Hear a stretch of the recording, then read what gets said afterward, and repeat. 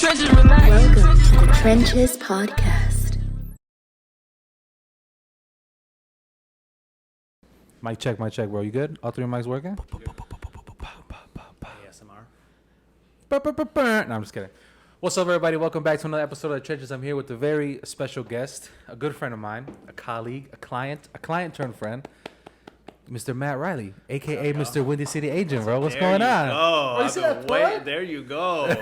We're going to do that a few times during this whole entire thing. Yeah, like of course, bro. It's going to be link in the description, all that, but we'll keep bringing it bio. up in case you guys forget. Matt, how are you? Man. I'm good, bro. I'm Yeah? good. I like this setup that you got here. Well, it's beautiful. It's just, something I thought I was simple. big shot until I walked in, and now I mean, it's different because, like, we have a room, like, your place is probably the whole floor. You know what I mean? yeah, I'm like 65 floors above this, but it's nice that you're trying. I mean, it's like a closet to you. Yeah, I wouldn't ever catch myself living here, Yeah. but I'm glad. I'm happy for you, though. Bro, I mean, That's it's all I funny can because we're say. walking in. He's like, ugh. Yeah. Like, Oh, that was out loud? yeah, I heard I do you. that late. Yeah, I was I've just been like, doing that. maybe he's, maybe he saw something gross, like a. I've been doing that lately. I gotta keep that back inside. I think so. I've been Yeah, letting that yeah. out too much. For Yeah, sure. like I said, this is good for you. Yeah, thank you. Yeah. I mean, anybody, not just me. Yeah, I want this to end really quickly so I can get out. Yeah, I know, because it's the second the sun goes down, I know it's a little scary for dangerous. you out It's here, bro. dangerous. Hey, bro, we're in the trenches, I'm bro. a skinny little white boy. You Bro, got but you're me. tall though. I think that's the part. I'm that you got. deceiving sometimes, Yeah. depending on like how the light hits me, Sure. or like how many. I got a big puffy jacket, so Yeah. like I can be deceiving. And the height and stuff. You know what I mean? And you kind of walk around like. But I was telling you on the way here, I was getting bullied by a couple 15-year-olds for. That's right. That's right. How talk to me about that, bro? Because I know 15-year-olds are kind of scary nowadays. Nowadays, Yeah. yeah, I feel like back in the day, maybe not so much. But there's actually a school right on the. It's a funny story. So yeah, on the way here, there was like 3 of them. And Wait, three 15-years-olds? yeah, Oh, maybe- gotcha. I would say average age was probably 15. Mm-hmm. I'd say lowest was probably 13. Sure. I could just tell by the haircuts and just they were Yeah. talking. They were trying to bully me, like intimidate me on my own sidewalk. I got But it. there's a school over here, and I was walking with my buddy the one time. He used to live right here on 9th, Mm-hmm. and school. It was really funny because we were walking to, and school just so happened to be letting out. So there was like 100 kids that came out, and bro, I don't know if it's like because I'm older now, or what, but like they all came out and they were all around me, and I had a backpack on at the time.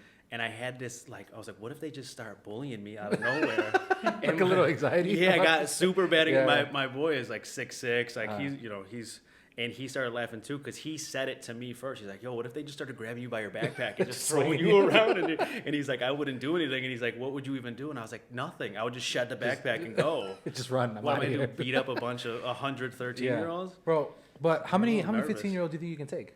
At once? Yeah. I feel like I've had this, yeah.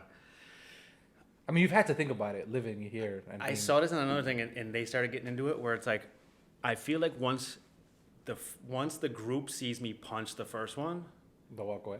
they're Run either away? scared or so it's either I annihilate the first one and then the rest run away, Yeah. or that Best case infuriates them. Yeah, best case For sure. is I got to annihilate the first one. Yeah. Worst case is I'm on World Star at 8 a.m. Yeah. just getting stomped out by like 6. I would say 15-year-olds. I could probably take like 50. No, I don't know. They make big 15-year-olds now. There's some. Yeah. Diego, how many 15-year-olds do you think you can take, bro? Dude, Just right? one? Just do one. Like I could take a 1985 15-year-old. I could take 15 of those. But see, the thing But a is, I think 2021 they're getting 15-year-old? smaller though. Like they're getting smaller and skinnier. I haven't bro. grown in like 10 years. Bro, but you're like 60 years old. Like I think Yeah, you stopped well, growing next after. 2 years from now. Yeah. Yeah. For real? Senior 60. Damn, bro. Hey, bro. At least the good thing is you're gonna start I've been getting discounts at Denny's, I've bro. been 31 for like 6 years. I got it's you. been nice. Yeah. It's a good thing they don't check the ID at the door. Yeah. Otherwise- Yeah, dude, like a 1985 15-year-old. I could take I don't know, bro. a whole bunch of those. I think I can take 2. You? Yeah, 2 15-year-olds. You at least have like they would look at you and be nervous. I hope so. They look at me Because I and- can't fight. Yeah, but at least like you could at least I'm just playing, intimidate I can them. fight. You got like a talk, like you can intimidate Yeah. them. They look at me and they don't. They're like, "Poof, Yeah, look at this guy. exactly. Look at this victim Dude, walking one by." time I had one say something to me. It was like during Lollapalooza. Yeah. I was walking out from the Opera House where I used to work at lunchtime, and he's like, he walked out and they like bumped in, and they all had like their jerseys on, Sure. the Lollapalooza. Yeah. Everyone's got the jersey and the shorts on. And there was like 15 of them, and I was walking out at the same time, and they bumped into me, and I was like, yo, what the fuck? And he's like, what are you, 40? He's like, get out of my way. And I was like, dude, there wasn't even an ounce of intimidation in that kid at all. He bumped into me, and I was like, yo, what's up? And he's like, dude, what are you, 40? Get out of the way. And I was like, oh my God. And I was like, all right, sorry, sir. Sorry about that. Sorry. Like, what am I gonna do? Yeah, because then he's. And what happens to me if I fight that kid, even if I win? Yeah, but he was win. squared up. I think you're more likely to get jumped at like a Lala. You know what I mean? Easy.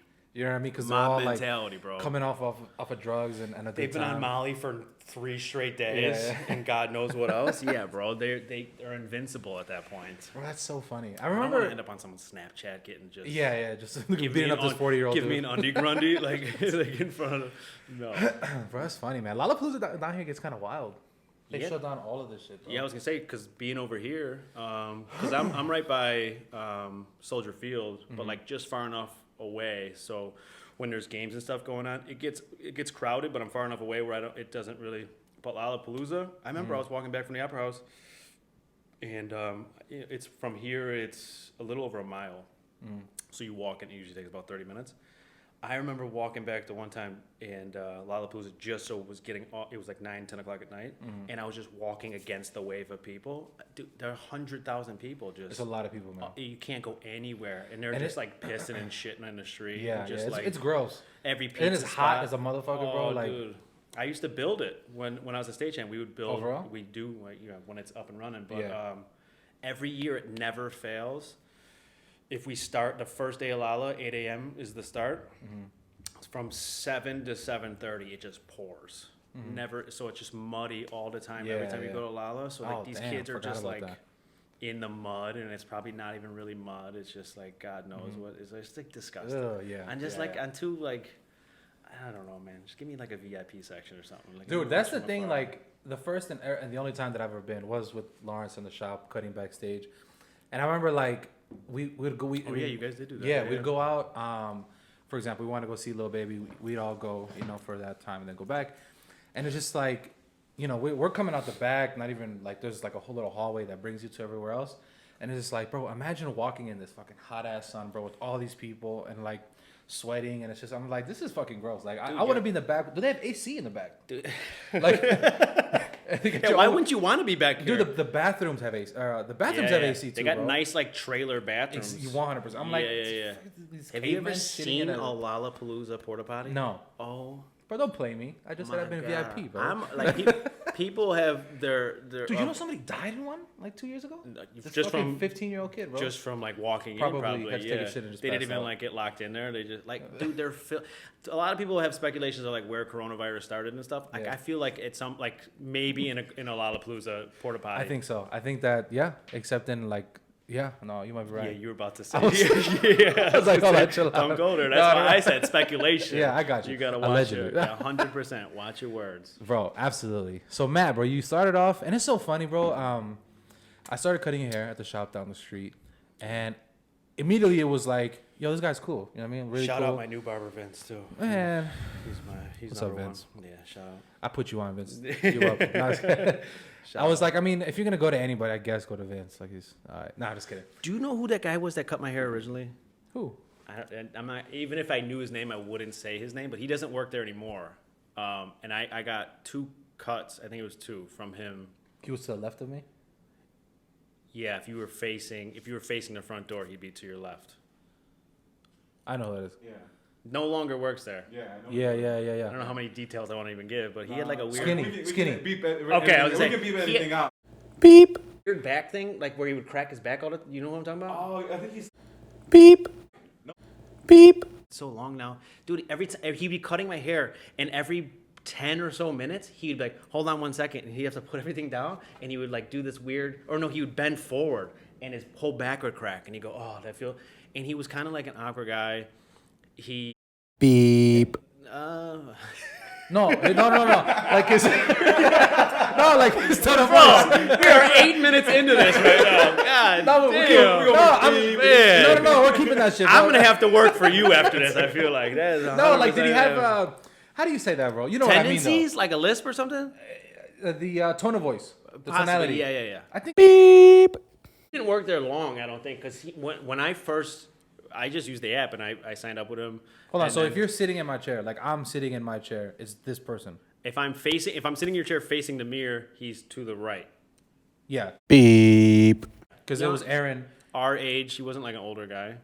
Cool. This dude, like nothing like real, like nothing bad. Like he's just a weird dude. But God bless him. But like I went in there the first time, and like I said, I just saw him. Like I don't even know why I picked him off the app too. Like I think he had like a good picture. So I'm like, oh, he looks like he knows what he's doing. And I get there, and I'm like, who the fuck is this guy? Like, I got catfish like a motherfucker. I got catfish like a motherfucker when I walked in. And I was like, no, that's not you. I was like, I'll wait. And he's like, no, that's me. Yeah. And then he fucked me up that first time. Really? Yeah. It was either the first time or the second time where, bro, it was bad. It like he was so never really short. nice. I mean, we'll cut that part out too.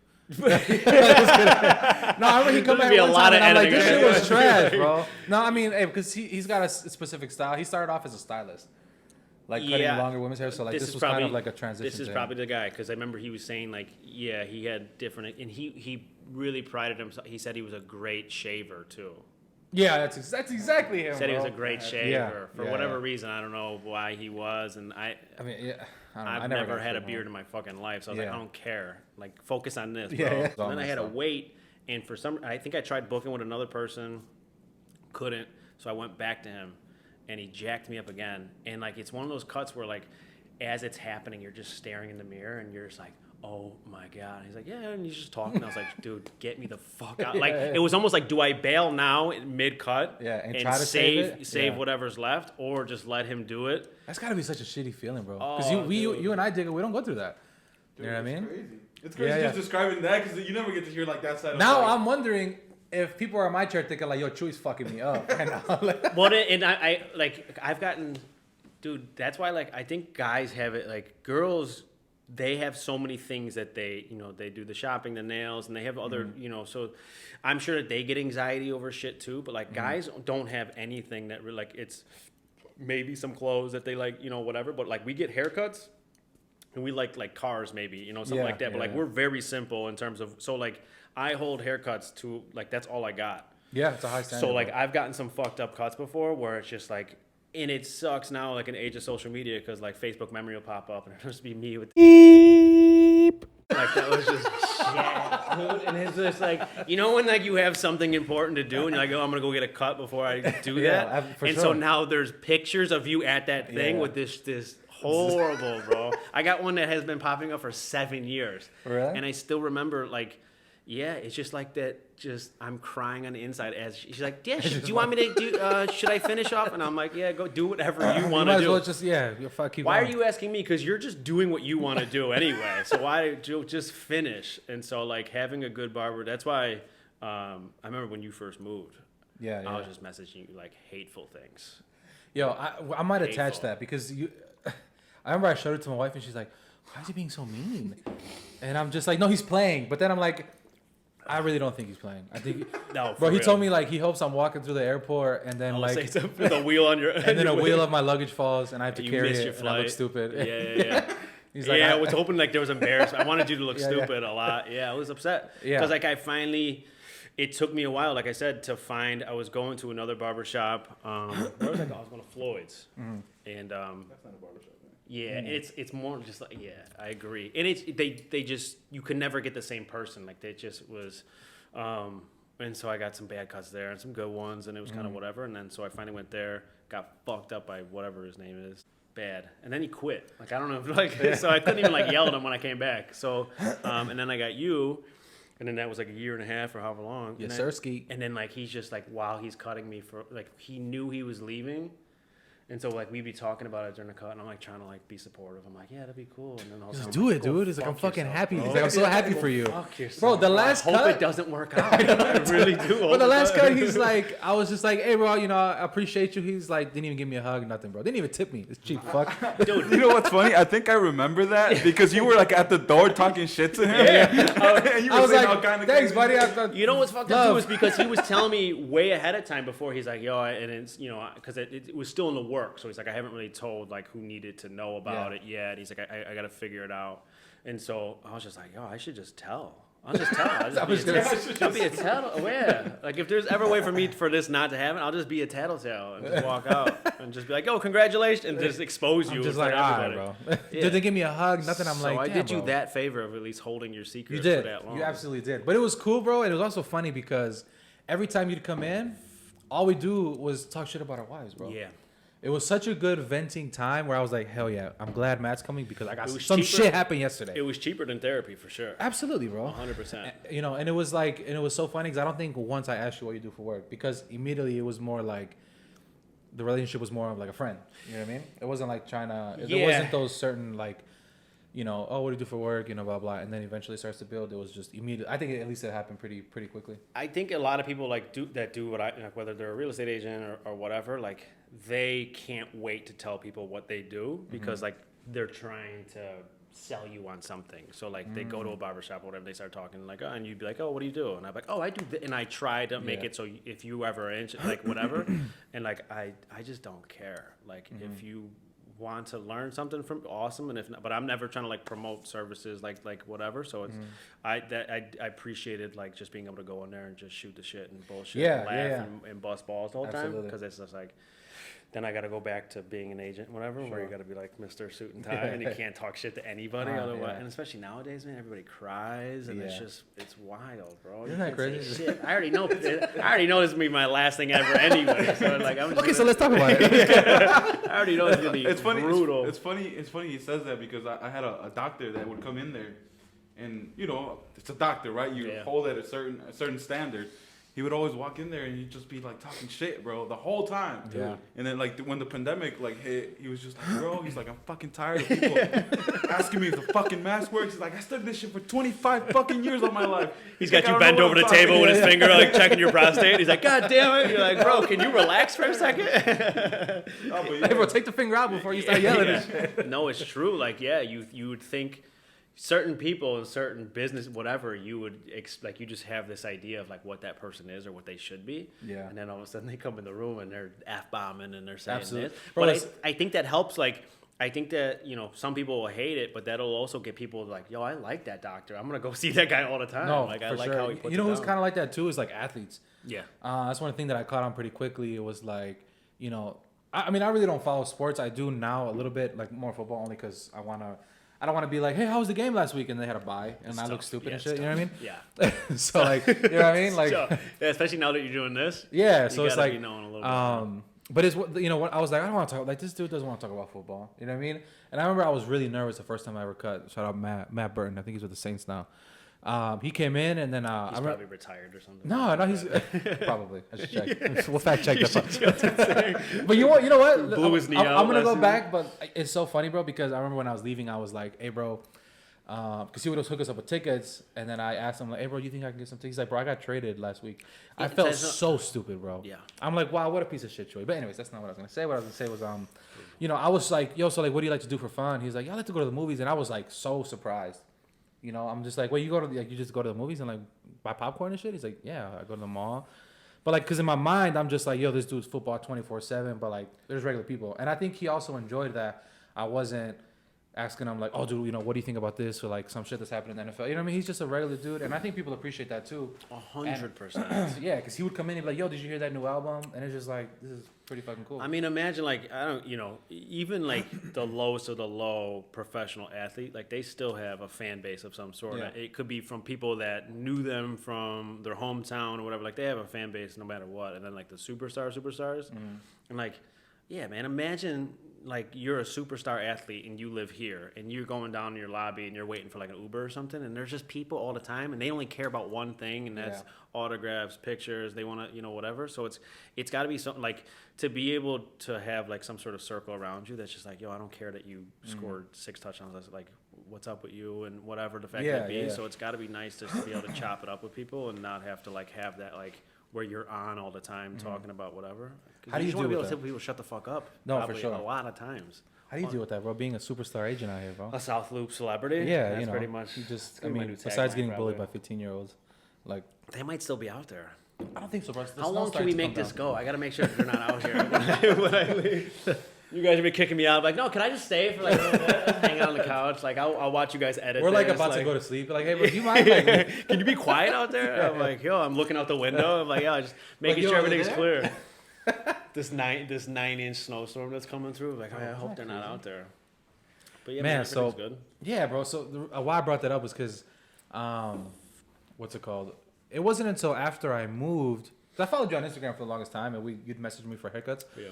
And I noticed it, but I'm like, oh, maybe he just does this on the side. But I honestly never really paid too much attention to what was going on until after I left and I moved, and I was like, oh shit, Matt is like but you don't really like talk about it a lot in there. You're just doing showings and stuff. I realized that about myself too. Yeah. You're not like, oh, this is my 50th unit. This is my, you know what I mean? And I think that's really cool as like, because I know you personally. Yeah. And I was just like, oh shit. So I remember I started messaging you like a couple months, like 6 months ago. Yeah. And that's when you were like, well, no, I do this shit like big time. You know I feel like it was just, like I said, it was always tough for me. Like I said, like when somebody, you get into that normal conversation of when you meet somebody or whatever, and you're just like, yo, what do you do? Obviously. And like, I don't know if it was like an embarrassment thing or like, you think what? So? I don't know, but like I realized that about myself because especially like, I think I had known it before you, but like especially when you reached out to me, you're like, oh, I didn't, and I was like, yeah, I guess I do that. Like especially like at the barbershop and other things, like, or if I'm in like some sort of social events, as soon as I hear people starting to go around, like, oh, what do you do? And I'm like, ah, fuck, here it comes. Like and I don't know why I get like that, where I'm just like, oh, I got to tell this person this, and then they're like, oh, cool, real estate, like, and then I'm like, yeah, and I don't know if it's like I don't know, man, like maybe it's from just like. Do you not like the stigma of saying that you're in like you do real estate? Because I was an investor first. I've been doing that for over 10 years, and then I became an agent. And so like I think I realized like the stigma of a real estate agent. Like like if somebody asked me what I do, I'll say real estate investor before I say real estate agent. Even though real estate agent is my job technically, sure, I'll say investor first because like I get the stigma of real estate. Like, oh, you're just. Because once you say real estate agent, I feel like people are like, all right, yep, cool. Yeah, I'm not trying to sell anything. I'm not trying to, that, or like, I'm not trying to sell, like, don't, leave me alone type shit. Because they just, they get out there and they're all they want to do is slide you their business card and try to shit. And I'm just not like that, especially on the investment side. Like, that's just not, so I'll tell people I'm an investor first. But yeah, I realized that with you that I was like, maybe, like I said, I don't know if it's an embarrassment thing or what, but I was like, I should just, fuck it and just say whatever. And so, but yeah. I kind of liked it, at least for me. Again, I just like it because it's like a normal, it's just like if you're like not trying to throw that in my face. And not that I would take it some type of way because that's what you do. Yeah. You know what I mean? But I guess it depends. I think for a business, you kind of want to, like. It's a double-edged sword for sure. Like you want people to know that you do it, and you want people. So when you're saying whatever, you're giving advice, whatever effect may be, you want them to not have to look you up and be like, yo, before this guy tells me whatever. Like, so you want them to know. So you want to be able to tell them, but at the same time, you don't want to come off braggy. You don't want to come off like, yo, look at this. Let me throw it in your. Oh, you don't have any property. You don't have. Oh, here, let me show you this. So it's like it's that double-edged sword, but like. I've always, I've had people reach out to me all the time, over and over again, like whether it's friends from back home or new people, whatever. And I always tell people, like, I've had people offer money for advice, whatever. And I'm like, I will never charge money for advice. Like, whatever you want to know, like, I'll carve out time at the end of the day, beginning, whatever the fact may be. But, like, I'll always give whatever I can give advice-wise because it's like, there's so many greedy people out here in terms of, like, I know so many people that started off as agents or investors or whatever the fact may be, and they either did it big in real life or they're just making it look like it on social media, and then they just immediately turn around and then start doing coaching and all that kind of shit. And they'll charge, like, these coaches are charging thousands of dollars, thousands, Yeah, I've seen that. and it's brutal. And then so they don't even do the real estate shit anymore, and they don't even do the whatever anymore. They make more money on the coaching because of, you can really make yourself look a certain way on social media. Sure. And so these people that don't know anything, they fall for that. Like, so many people I know have spent thousands of dollars on this shit, and they have nothing. I just had a girl call me the other day. My attorney referred her to me. She called me, and she's like, I've been in the business now for a couple of years. Like, I don't know what to do. And she's like, I got a coach, but my coach isn't helping me. They're giving me 2 calls a month, and I was like, oh, like hour-long phone calls? And she's like, no, 20 minutes or less a piece. What? And I was like, yeah. I go, I've heard of that. And she's like, and she's just not helping me, whatever. And I was like, how much was it? Like a couple. And she's like, $5,000. Jeez, bro. I was like, And I was like, unfortunately, I go, that is not uncommon. Like, that's just what is taking place because... And these coaches, like I said, they make themselves look a certain way, or maybe they did have a good year where they can really promote that one year and say, I'm the best, and then they flip around. There's a million new people out there. There's only a handful of the top, just like in the real world. Like the 1% is very small, and the same with the business side too. Like that 1% is very small. So like all they have to do is have a good 6 months or whatever, and they can promote the fuck out of that and say, I'm the best. Sure. And here's my calendar link, $5,000 to get on the phone. And you're a new guy, so you have no idea. Yeah. And you're just looking at their social media posts. Like, I want to be like that, And everyone's got the dream of wanting to be like that. And so I tell people all the time, like, do whatever you want to do, obviously. Like, it's your money. And I'm not even discrediting all coaches because there's a website out there, and I used it a couple years ago. I wish I knew it now. But you can actually go on there and search up topics of whatever you want, real estate, whatever it is, and they'll have a list of people and their qualifications or whatever, and they'll charge you per minute, per hour, or whatever. And so you can just book a time with them. And so like when I was first starting off, I had my properties and I was like, I want to shift and do it a different way, but I was like so much in my brain of like how to do it. And so I looked it up and I found this guy. He had over 10,000 units and a real straightforward guy. So I booked a call for like $100. I was on the phone with him for 20 or 30 minutes. And before the phone call, you set up a sheet where you're like, here's what I want to talk about. Here's whatever it is. As soon as this dude called me, he's like, I don't want to waste any of your time. So he's like, let's just jump right into it. And then for 30 minutes, just straight value. He's like, all right, let's look at this property. Let's look at this. Here's what you should do. Here's all these, whatever the fact may be. And then so that was so much value for $100. And that website's awesome because like whatever you are in and whatever. So like I said, I'm not discrediting all coaches, but like, I think people should be a lot more wise with their money and just like not get caught up in that social media. Like you look at the market right now with this GameStops and all that, it's so easy to get caught up in the hype of like what's going on. Yeah, the hype train is real nowadays with social media. And kind of to touch back too, like I remember, and that's why I appreciate you. And I reached. You were I think you were the first person I reached out. Asking questions and stuff was because you were dropping little hints that were like, hey, but like, what are you doing with your money? Like, every time I see you, you're busy as fuck. You got people waiting. Like, what are you doing? I'm like, oh yeah, I'm saving it. Like, but it didn't click. You know what I mean? That you were noticing that the business of, my business was doing well. And I remember I was like, I think I mentioned like, oh bro, look at my pinky ring. And you were like, what the fuck are you doing, that shit bro? drives me crazy. I know. It drives me fucking crazy. I'm from the world of tough love too. So I realized that lately too. I'm like, maybe I got to be a little I softer never on took people. any of that wrong, bro. I never took any of that. And I remember after, like, I was posting about it. And again, I told you, I'm a totally different person. Yeah. I know a lot of people don't believe that. From when I was working here, I consider this, for the time that I've been working and doing stuff, that was my prime. Absolutely. Yeah. At the moment. I mean, place and time. Work-wise? Like business-wise? Yeah, like income. And it was like, bro, it was coming in, it was coming in consistently for a year and a half. I'm going stupid, bro. I tell people all the time, I went from like 30,000 in a restaurant to 55 at this barbershop. Not this one, the other one. And then a full year here, I made $100,000. Yeah. Like I was 20. You doubled your income in fucking a year, crazy, right? 2 years, whatever it was. So, I'm just like, not the opposite of frugal. I'm like, yo, look, you guys don't got money. You guys want to go eat? All right, cool, let's go. It's on me. Doing stupid shit like that, like not even looking. And it was like, it was really cool when it was happening because it was so new. You know what I mean? And my wife is working, bro. So we're it was a good year and a half. Bro, 70% or more of lotto winners go broke after the first, like they die and go, like, and that's the same exact thing. Like they had nothing, and then all of a sudden, that's just like a little taste of. So it happens to everybody, dude. And it was crazy because it's like I wasn't thinking about anything. I was just like, bro, I know my books are full. I know this is coming in. I'm cutting people at home. Like it's almost like for sure, and it was. And of course, I'm buying a bunch of stupid shit, but we're going to Vegas for 3 days, spending $5,000. Cool. Yeah, bro, it was happening so fast, and I remember I was like, bro, nobody can tell me a fucking thing. You know what I mean? And I'm glad that I moved, because when I moved, it was still the same mindset. Yeah. I'm like, obviously the shop was brand new. It was right by the airport, so it's like. And the first 2 weeks, I'm like, oh, bro, I'm gonna get back to what I was immediately. But you were leaving the shop on that mentality because when you left here, you were doing those numbers for sure. So and even when we got there, I was telling my wife, let's go get a steak, let's do this.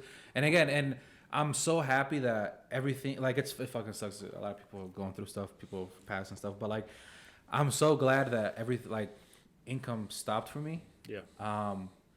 In such a drastic way, because I feel like I woke up. I feel like I was slapped in the face and be like, bro, you're a fucking idiot. Yeah. You know what I mean? And I really, you know, and I'm so thankful that happened. Again, like, I don't even know how to express it, because that mentality, bro, was going to keep me doing those numbers until I'm 35, 36, running through shit, having a bunch of stuff that's stupid. Isn't that crazy to be thankful for a situation like that? Like, Yes, you're thankful that you lost money or that income stopped. Like that's the crazy, like, and that's what I think is the most beautiful thing about shit like that, is just like most people will have that happen to them, especially during these times where people have lost their jobs, income, hours, whatever the fact may be.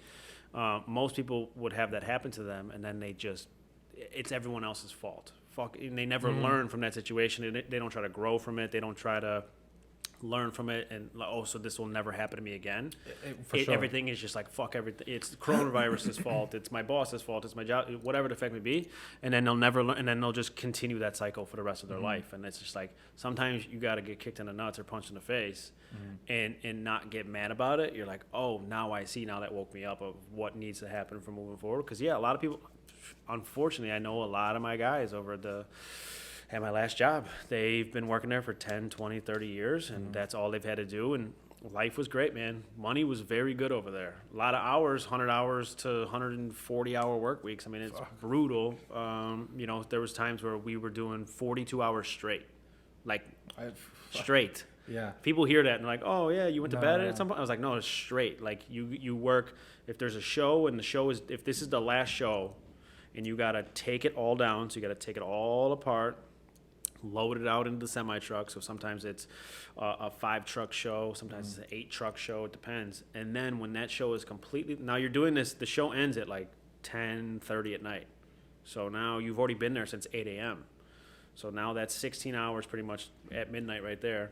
Once that show's loaded out, say it's officially out at 7 o'clock in the morning, now there's another show, though, on stage in the afternoon. So now you have to build that show for the afternoon show. So, like, it's a brutal job. So you're on hours. So the money's great. And like I said, these guys have worked there for 10, 20, 30 years. And it's just like you get paid weekly. You got benefits. You got all these things that you're used to. And then, you know, the pandemic happens. And, you know, in the arts, in the, you know, entertainment business, like, that was the first to go. Yeah. Like, that's a 3,200-seat auditorium over there. Day one, gone. Fuck. And that'll probably be the last. Like, I think about, like, at what point are people going to be comfortable to pack 3,200 people in seats next to each other? Like, maybe they'll go 50% capacity, whatever the fact may be. But like, so these dudes, like I said, they've never had to go get another skill job, whatever the fact. It's always been great, and now, you know, it's just tough. The unemployment and all these things, and it's just like. It's reassured me that's like, okay, one source of income will never be enough. Like, inexcusable. It's almost like back in the day where it's like, okay, you know, in the 70s, whatever, it's like you have to graduate high school. And like our parents, even grandparents, like they had factory jobs, like graduated high school and they had factory jobs and could support 6 kids, like, and have a nice house and the whole deal. And then it became, okay, you at least have to get your bachelor or associate. Like, you have to go to college and you at least have to get a 2-year degree or whatever. And then it's like, now we're at, like, you need a master's in order to even be at a certain point. And I feel like, to anything. And I feel like it's the same exact thing with, like, income. It's like you could have, back in the day, you could have one source of income and, like, you know, whatever. And now it's just like, it is mandatory to have other avenues. So because just in this last 2 years, coronavirus, so many things have happened, and so you got to be prepared for anything. And it's just like people aren't. Yeah, and bringing that up too is like, you know, this was a huge slap in the face for me, but it also taught me, of course, different whatever made me realize, you know, you're being stupid with money, but and you touched on it. I don't ever want to feel like that again. No, you know, and it kind of blows my mind is that there's a generation where 2008 where they were doing that, brutal, struggled. And then this happened again, and it's like the same thing. I'm hearing a lot of stories, and it's kind of like, you know, how the fuck did you not learn from the first time. And that's You the know same what I mean? mentality that you had, and that's Yeah. when I'm glad that you said that, because when you were living that life of the couple of years where you're like, yeah, this is great, and it's Yeah. almost like the mentality of like it's great and it's always gonna be great, That's exactly how it was. Bro. and that's exactly That's 2000, dangerous. 2007, 2008 time, and people were just doing asinine shit. And it was just one of those things where like they were getting paid so much money and they were just living in this fantasy world of like, it's going to be like this all the time. Yeah, Like, yeah. let's just keep pumping these mortgages out. It's going to be great. We're buying yachts and who gives a shit? Like, who cares who's getting hurt? Like, whatever the fact may be, like, this is going to be fantastic forever. And then it crashed the entire market. Like, it's just crazy. I had a situation 2 years ago, a little over 2 years ago. Did you bought a yacht? Yeah, I bought a yacht. Yeah, I yeah. sold it for a bigger yacht. I got- yeah, I saw it's it. cold. I can't take possession of it. It's right there. Actually, it's in the water Yeah, it's over there. actually Yeah. The big one. Yeah, the big one. That's what it's called too, the big one. Yeah. But it was I was getting a business line of credit, and I actually flew out to L.A. Man, was this 2 years ago? Something like that. Year and a half, 2 years ago. But I was meeting with these guys who I was buying a seasoned corporation, so it's like a seasoned LLC, blah blah blah. And so I was talking to this guy on the phone, and he was a big shot out in L.A. And he was like, "Come out and come to our office." It was on like the major street in L.A. I can't remember now, Melrose? but no, it was Wilshire Boulevard. Okay. So I ended up flying out there. But I'm on the phone with this guy, and he at one point he goes, "We're talking about how much money you can get from these, like by taking out lines of credit off of these seasoned corporations. Seasoned corporations are basically corporations that someone has had them and grown them and put income through them. And so like you could buy a season, so it's been around for 5 years and it's had money come through it, and then you can go and get lines of credit off of that. Based off of that. Gotcha. And so you can just buy it and take possession of it. Someone sells it to you. So I have mine, Matt Riley LLC. I've had it for 5 years. I've put my business through it and generates millions of dollars. I could sell it to you for X amount of dollars, and then you take possession of it, and now it looks like that was all you. And then you go to the bank, and so there's definitely some shady people out there selling really bad. So don't do that. Don't do coaches if you don't know who the fuck it is, and don't buy seasoned corporations if you don't know who the fuck it is. But this guy on the phone, and it still sticks with me. He was laughing, and he's like, "Yeah, you go to the bank." He's like, "Easily, all of our applications are getting approved 98% of the time. If you buy this corporation, you're 98%. You'll get $250,000 in a line of credit easily. It'll be no brainer." He's like, "They're giving out money like it's 2008 again," and he starts laughing, and that laugh is still in my head from 2 years ago, where I was like, "Oh fuck. This is not good." And he did that to me twice, 2 different phone calls, where I was like, oh, maybe he was just like kind of in a good mood that day and like kind of let it, whatever. And then he said it to me again. And the second time he said it to me, I was sitting at the BP parking lot here in South Loop on Roosevelt. And I was like, and that was when he said it to me the second time, I was like, oh, that's not really that good though, right? Like I know that's not a good sign though, right? And he's like, yeah, well, just gotta take it while it's there. And then we hung up the phone, and that's when I like called a bunch of people, and I was like, something's gonna happen. And so I ended up getting I ended up maxing out all my lines of credit. Like I got as much money as possible from that, because I was like, something might happen. Coronavirus happened, and that has nothing to do with that. But I'm glad, because a lot of the applications that I was putting in that were getting approved, people were doing it right after me, literally a week after me. All of them were getting declined. All of their credit limits were getting reduced. Like they were taking money away from people. Like it got really scary for a little bit right when coronavirus happened, because nobody knew what the fuck this thing was, or how long it was going to be, or what was going to happen, or none of those things. Yeah, hold on. So let's talk a little bit about that, bro, because I've heard that term a little bit, but I don't really, with the business credit. Yeah. So what is that different than, like, is that different than personal credit? Yeah. So basically, and I recommend it to, like, so when Trump became president, this is the only political shit that we're going to be getting into. Sure. Yeah, sure. Hey, shout out the boy, bro. Shout out the boy. I got my shirt on underneath and shit. Like, man, it's getting hot. And as I go like this, I'm like, oh shit, I forgot I had that on. But when he first, they changed the tax plan. So basically you could write off less as a single individual. So if you don't have a business or whatever, like guys that just have a W-2 job, their deductions were less. So they could write off less, and it capped off at like $15,000 or whatever. So say a bunch of stuff happened in your personal life. You bought a bunch of tools, you bought a bunch of fucking equipment and whatever else. And say it was $30,000 in equipment. You could only write off 15,000 of it, say. I don't know about the actual number, but so it didn't matter. So these guys were spending more money than they could write off, and so they were getting less money back, and it was kind of fucking them. Like my dad's a great example, makes good money, but he's been in his house forever, and so and he owes money every single year, and it's crazy to me. But he at that point had no businesses to write. He couldn't write it off, so he only had very limited what he could do. Yeah, and so having a business, an LLC, is one of the best things that you can do. Obviously, you have to have a business. Like you can't just open one up and just say, "Hey, I bought a jacket today," and fucking run it off. I mean, unless you want to do tax evasion Al Capone style. Yeah. But like I said, like this or any kind of thing that you can make, like when you open up an LLC, that's where you put all of your write-offs at. So like my tax bill this year was like $50,000. Like it was crazy what I owed. And then through all my write-offs, through like my investments and all that, whatever else, I got it down to like $3,000. If that was just me though, and just I had nothing, and I was just an W-2 employee, like I would have had to eat that, and I would have owed whatever the effect may be.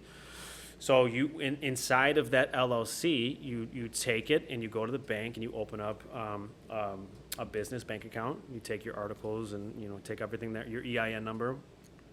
Open it up, and that's when you get like the credit card that I showed you. I have a Chase card, Amex. You go all over the place, and your business credit cards and your business line of credit is on the business side, not on your personal. So if you have $100,000 limit throughout all these different cards on your business side, it does not reflect on your personal. So you could max out $100,000 on your business side. Your personal won't even reflect it. Your credit score will stay the same. Your debt to income ratio will stay the same. You're not maxed out anywhere. So like I have one personal card on me, and I only put it in my wallet the other day. Otherwise, I only carry business cards.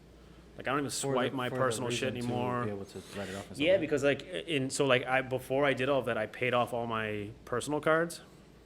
So now like my DTI, my percentage is like 2% is what I'm spending on my personal DTI side. Debt to income, right? Debt to income. There you go. See? Welcome to the trenches. Guys, hey. Okay, so I understand. Thank you for that explanation, because I was really confused. Now, do you have a business credit line score? Yeah, so you can do that too. So there's different ways to work it up. So there's obviously the name of the game is to fully remove yourself from the personal side. So like when you first start, when you go to apply, say for a business credit card, they're going to run your personal credit.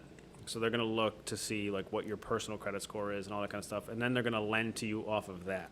So like what I've seen is, for the most part, like that first round of credit cards that you get on the business side, those limits are going to be close to what your limits are on the personal side. So like if your highest card balance limit size on your personal side is like 10 grand, they're probably going to stick to something like that over on that side. And then you can grow it from there.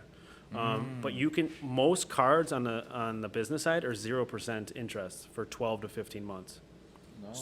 What I was doing at one point was I was buying and funding my investment properties on the business side. So I was getting one of my Chase cards I got immediately $40,000 limit on first application. And so I got up to $150,000 at one point, first round of funding on the business side. And so there's ways that you can liquidate those cards into cash. And so you can go purchase properties with business credit and at 0% for 12 to 15 months. Hold on. Okay. I'm following you, but I think, Diego, are you good? You look lost like a motherfucker. I can go back. Hold on. We'll take it step by step. Yeah. So, wow, that's a lot. It's fucking beautiful, bro. Okay, we are barbers. That's what I'm saying. The dream that they sell you on is wrong. Like this is what you need to do. Yeah, this shit almost sounds like illegal. Made up. Oh, wait till I get to the credit repair side. I cannot fucking wait. Wait till I get to you. So okay, you said the goal is to remove your personal. Yeah. Touch that, because hold on. So even before that, for example, Diego and I we're 1099, right? So technically we can both get a business line of credit. Yeah, you guys go. Because we do, right? I mean, shout out to my aunt, Tia Lucy. She is a fucking thug, bro. Yeah. Like, she's a gangster with taxes and stuff. So she, you know what I mean? Like, legally, of course. She works at, Jackson J. Hewitt. Yeah. And she's the one who was explaining this to me, but not really in depth. She's like, listen, just... Fuck the Jackson Hewitt and Hoffman estates. I was gonna say, bro, that's what she worked for. Chill out. No. Just kidding. Fuck them. She was the one who was like, so what are your, like, I'm like, I don't know. She's like, listen, print out all your things, highlight what you use for work, this, and that, and do it like that. But that's, we never really got, she was, because I don't know what the fuck I'm doing. Tax game is a beast in itself. It's a monster, and I love it, and I love learning about it. But, so smart. Okay, so, for example, let's use Diego for an example, right? Because he's 1099, so, and he has his personal credit, but he wants to do business credit. It's ideal to remove your personal credit when you can do that, right? Yeah. So what I mean by removing, so when you first even use it. Type shit. Yeah. So like when you first so say you create Welcome to the Trenches LLC, whatever the fact may be, it's going to be a brand. Yeah. So it's going to be a brand new LLC. It's going to have no history, no nothing. So when you first go to open up that business account and that business credit cards and all that kind of stuff, that has no history. So they're going to pull your personal credit score and all that kind of stuff. Yeah. Lend to you on that. You can rack those up and it's not going to reflect. But if you default on one of those, so say you rack up 15 grand on one of those business cards and you don't pay, they'll come after your personal. So what I mean by the end goal is to remove yourself is to build up your business credit score. So there's something called a DUNS number and all that kind of stuff. And that's similar. DUNS number is similar basically to what your FICO score and all that is. Okay.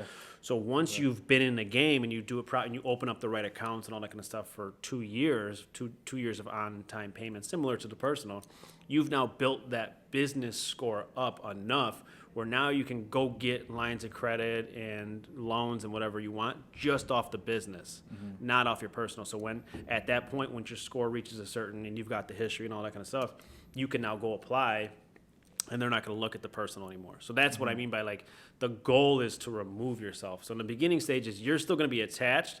You can run it up. You can do all that kind of stuff. It's not going to run up your credit score or down or anything. But like I said, if you default on that, it's going to come back to your personal. So the goal is to detach yourself completely so you can actually do everything on the business side. Like I want my personal score to stay where it is. I don't want to open up another, just leave it alone and then only focus on the business side. Like that's it. That's the goal.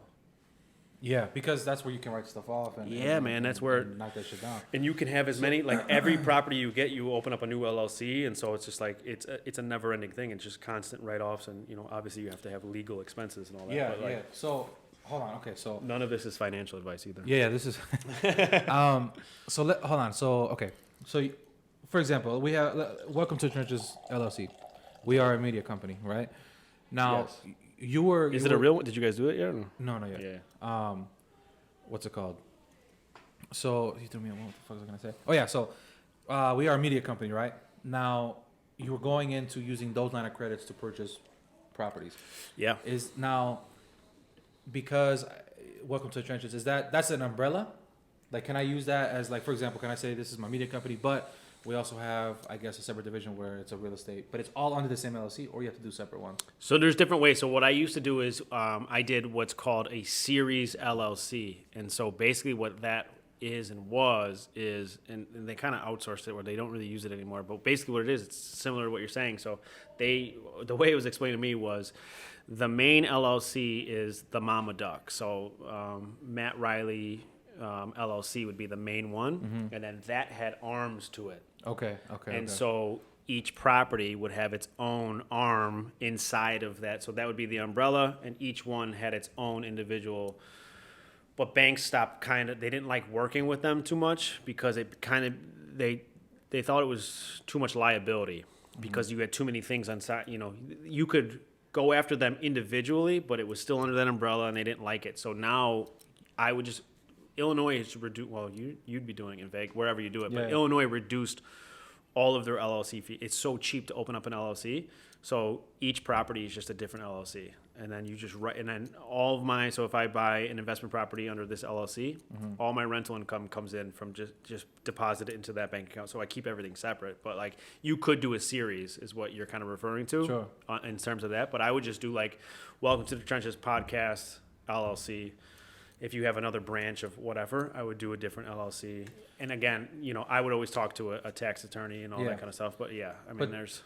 So with that, like for example, Welcome to the Trenches podcast, and then we'll do Too Blurry real estate, right? Yeah. So does that run the same line of credit, or do you have to build this one because it's the same? The Windy City Agent. I have an LLC for that. I have for investment properties. I'm all in small properties. So that's a different one. So if you look at my credit cards, whatever, I have, and that's the beautiful thing about business credit cards too, is that you can get, you can get $10,000 line of credit for Welcome to the Trenches LLC, and then for Welcome to the Trenches real estate. Yeah. And so like it's really easy to build, and like that's why it's crazy what you can do on that side. And like I said, it's beautiful because it does not, on the personal, like when I first started, it was tough because I would go, like I was legit working at my old job, and I would just save up every dollar I had. Like it was brutal. I couldn't do fucking anything. And as soon as I reached that X amount of $25,000, whatever it was for that down payment, I'd go and spend on that down payment right away. And then if that house needed any kind of rehab, anything, it was coming out of my own money. So it was either coming out of my personal checking account or I was running personal credit cards. And so say it needs a new kitchen or it needs new whatever, I'm racking up $10,000 on my personal credit. Now my score just tanked. My DTI just shot up. I'm no longer loanable. Nobody wants it until I pay all that off. And then you pay it off and it takes a while for it to go. So I was like, fuck that. And so that's when I realized about the business side. So now I can just do business credit cards. So buy a property on the business side, pay for everything on the business side, and my score stays clean. I don't have to worry about any of that kind of stuff, and I can still move forward. And say I'm doing this, and another deal pops up, and I want to put it on the personal side, I can, because it's not affected. So you'll put a whole property on a card? Yeah. It's in theory, yes. Like you can either, there's ways to wire money from your business credit cards to the actual title company. There's programs and ways to actually liquidate a card. So if it's got a $20,000 limit, there's ways to actually pull that money off and essentially turn it into cash to do whatever you want with. And it's, like I said, a lot of them are anywhere from 12 to 15 months, 0%. And you can balance transfer them to another card for another 12 months. You can essentially have 0% Hold on. for over 2 years. Yeah. Really? Yeah, like the property I bought. Hold on. So let me dumb it down. Yeah. Okay, you have five business credit cards, right? You put $50,000 down. Let's just say you put $50,000 down for the down payment. After those 12 months, you transfer that to the other one. That give you another 12 months. Yeah. So say I have just one card and it's a $50,000 limit, and I liquidate that entire card. So now that card's maxed out to buy that property. Like how I like to do it is I buy investment properties like rentals, and then I use that rental money to pay that back. And so most likely, I'm not going to be able to pay that $50,000 back with just that. So whatever's left, I balance transfer that to another card. So they'll take that balance, and put it out. So now I'm fresh again, and I can do that for another 12 to 15 months. And then you can balance transfer up to 2 times, depending on the card and all that kind of stuff. So you can jump to another card and have up to 2 years of 0%. So like the one that I bought it for $58,000. It rents for $1,350 a month. So that's what I'm bringing in. So I put that on my business card. So literally I'm taking the $1,350 and so that balance goes down $1,350 a month. And then if I don't reach 0 by the time it's done with the 0%, I'll just balance transfer to another card for another 12 to 15 months and get another. I want to do that for as long as possible because credit card rates are 20% or whatever. So that's the key. That's amazing, bro. And the whole time you haven't touched your personal side. Yeah. I think that's really important too, bro, because I want you to talk on that is like not using your personal money. Because I know for the longest time, I'm like, dude, I cannot wait till I have $20,000. Fuck that. And then just blow it all on my down payment or whatever. Fuck that. And it's like people like you that are talk like they're like, dude, I never use any of my fucking money. OPM, and you other people's money. And you always hear that, like, for example, shout out Mike. Mike was like, bro, we have all these him and 2 partners. They do a bunch of stuff in I don't know, Gunshots. They have a bunch of properties in Ohio or Indiana, right? They're Indiana. And he's like, bro, I haven't used a dime of my money. No. And it's like, it's fucking crazy, bro. So explain that a little bit. So other people's money, man. OPM. So is it better with that, right? With, for example, I do what you just said with, I get a business line of credit. I do that. I liquidate the first card for the down payment for the first crib, and then we move it like that. Yeah. Is that better than going and getting an HFA loan? Or, It depends. So like, I would. It's a dangerous game. Don't get me wrong. Like, which one? That one? The business, like liquidating your cards and all that. Yeah, It's yeah. dangerous in the sense of like like that. I don't know. I know it's on the personal side, but no matter, you have to pay it back. Mm-hmm. So there's a lot of people in a lot of circles that, they'll be like, oh, you can get 150, 250, 500. Like the numbers can get crazy. And so when you start hearing those numbers, you're like, oh, fuck, I can go buy this. I can go buy that. $250,000 available. Is Yeah, a lot, bad. And so it's just like, at the end of the day, that has to get paid back. So it's like, it's a great option if it makes sense. But you have to make sure. I would reserve this for someone that's been in the game a little bit. Just because you want to know what it's like. You got to get your experience up a little bit, get your feet wet a little bit. Because like I said, it's just you drop 150 and you fucked up and you didn't do your numbers correct or whatever. All it takes is one thing. And now all of a sudden you're like, fuck, you did your balance transfer. Cool. That balance transfer is about to expire. Now you're sitting at 20%. Paying that back. So I'm paying $1,350 for my rent, but this is 20%. And so now that balance just is not coming down, and I'm stuck with fucking $50,000 balance, $100,000, whatever the fact may be. So like we were talking before, I think that there was a dream that was sold however long ago, 80 years ago, 70, whatever it was, that buy your first house, have your kids there, live there 60 years, whatever the fact may be. And I think it was a dream that was sold by the banks, because the banks are the only ones that make money when you buy a house. Like, it's not good for anybody else. I tell most people that buy houses don't live there for 30 years. Our grandparents, like I was saying, our grandparents did, because there was no programs like there was now. There was no 3.5% down. There was no 5% down. There was none of those programs. They even have 0% down.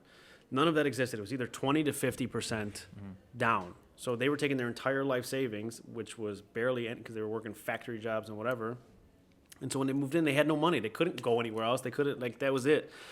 And so I think, like I said, the dream was sold by the banks that were like, yeah, keep doing it, because they make their interest off of that. And so I think if you have the opportunity and the ability to do an investment property, if possible, your first time, FHA allows you 1 to 4 units, owner occupied, 3.5% down. You have to move in within 60 days of closing, and you have to live there for 12 months. After 12 months, FHA says that you can move out. So if it's a 4 that's unit, the house hacking we're talking about. House hacking, yeah. So house hacking, there's the BRRRR strategy: buy, rehab, rent, refinance, repeat. So it's similar to that. So I like I said, if you buy your first house, say you have a clean slate, you have nothing.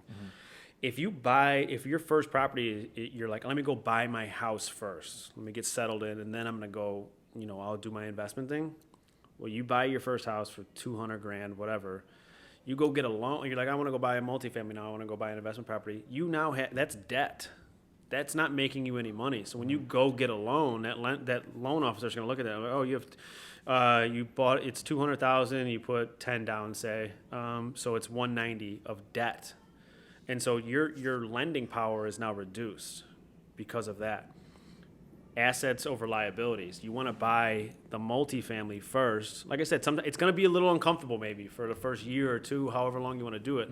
But buy a multifamily first, live in one of the units, rent out the others, stack your cash up for 12 to 24 months, move out, rent that unit, now go buy that dream house if you want, or flip that, do it one more time.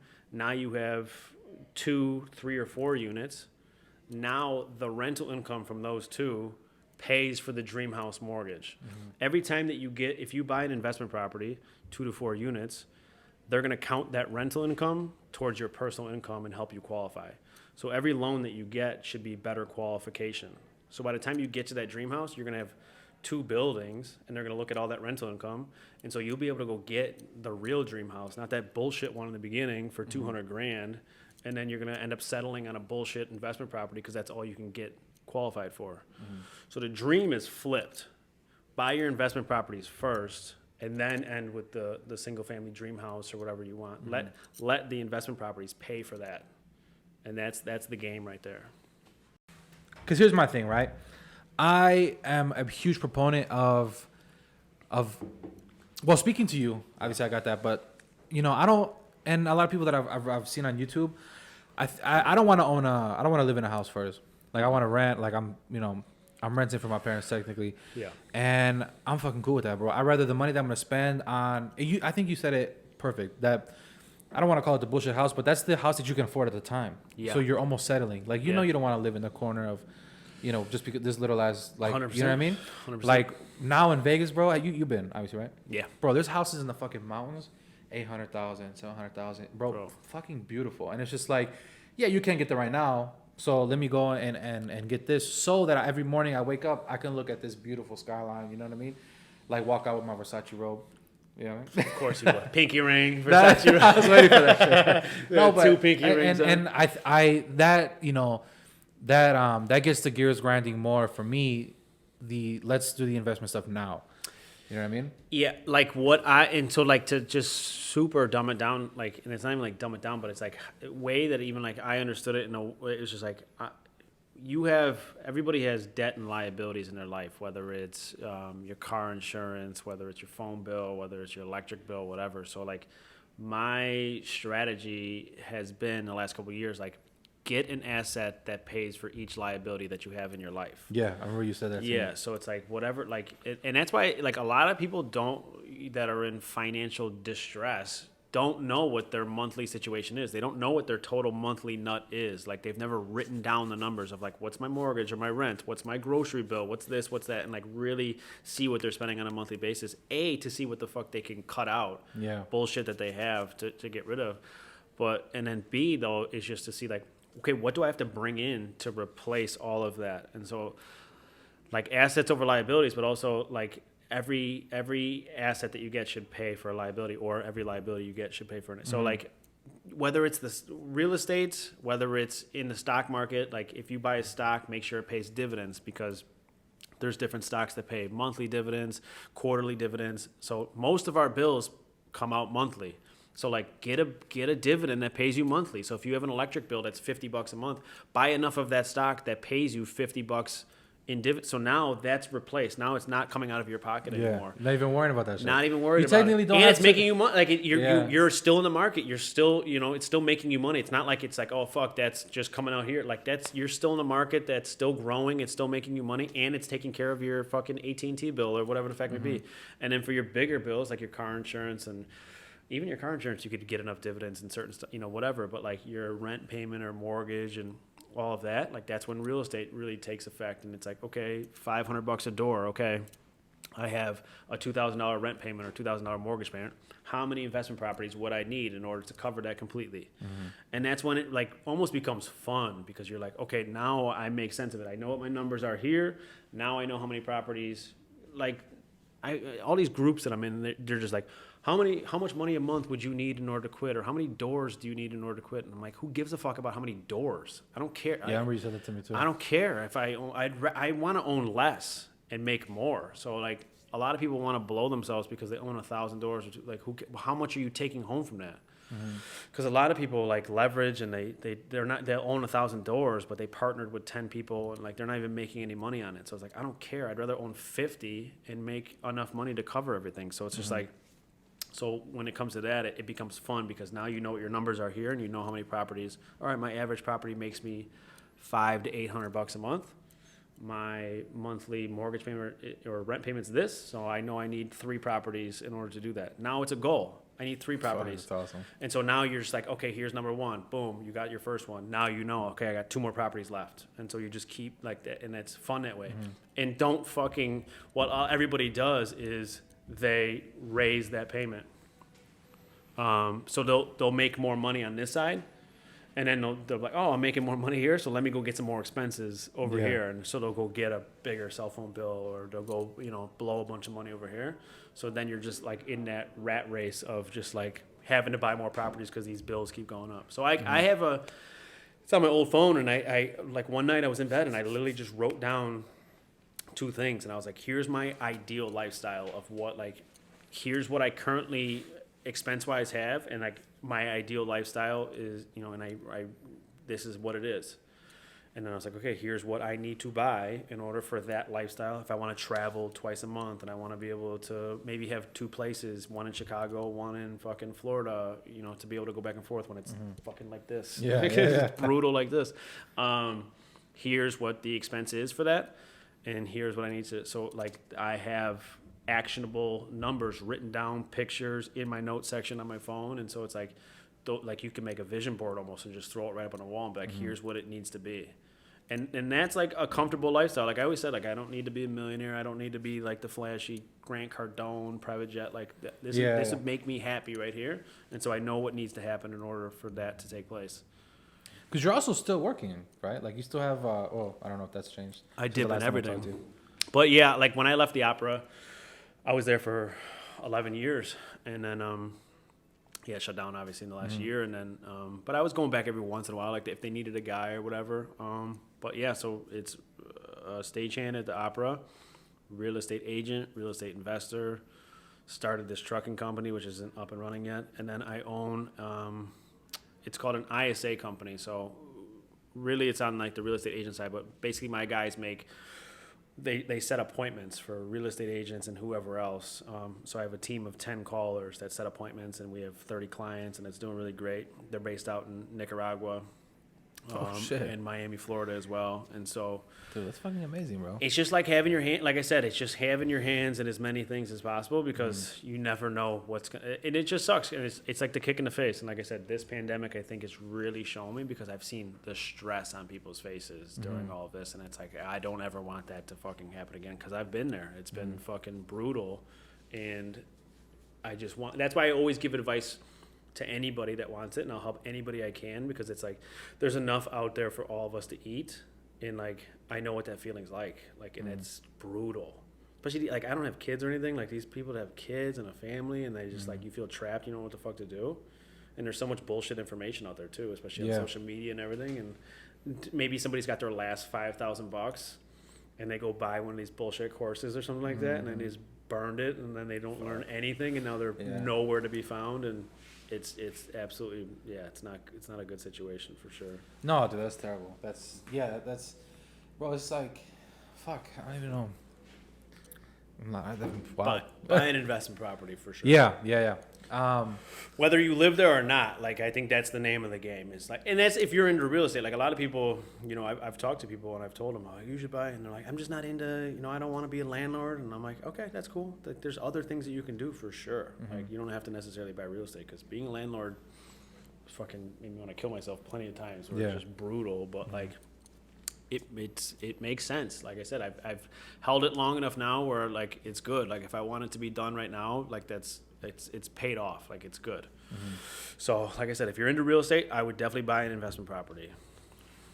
No, dude, and if you want to, because like that's why like I'm gonna sell where I live now. Like I bought the condo. Like that's why I think it's so funny. Like I always preach like don't buy a house, and here I am. I bought a condo. Yeah. Fuck it. I'm the worst advice giver. I'm the biggest hypocrite in the world, because I'll just give advice, and I never follow it. But like I'm gonna sell, and then I'm gonna go back to renting. But it makes sense because I have the investment properties, so I get the tax write-offs. I get all the benefits from owning property.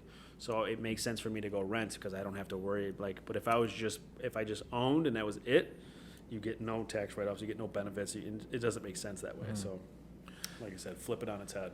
Yeah. So going back to your, what do you like to do when you buy them? Do you look for what do you look for investment property wise? So I'm primarily, I've always been primarily Section 8 low income. Whether it's single-family houses, multifamily, whatever the fact may be. Here, and it depends on where you are market-wise too. Like here in Chicago, fortunately, unfortunately, whatever, but we probably have one of the most subsidized states in the country. Like people always think Section 8, or they think subsidy and they think Section 8, and that's the only thing. But like Section 8 is the largest of them all, but there's probably 100 other subsidy programs out there.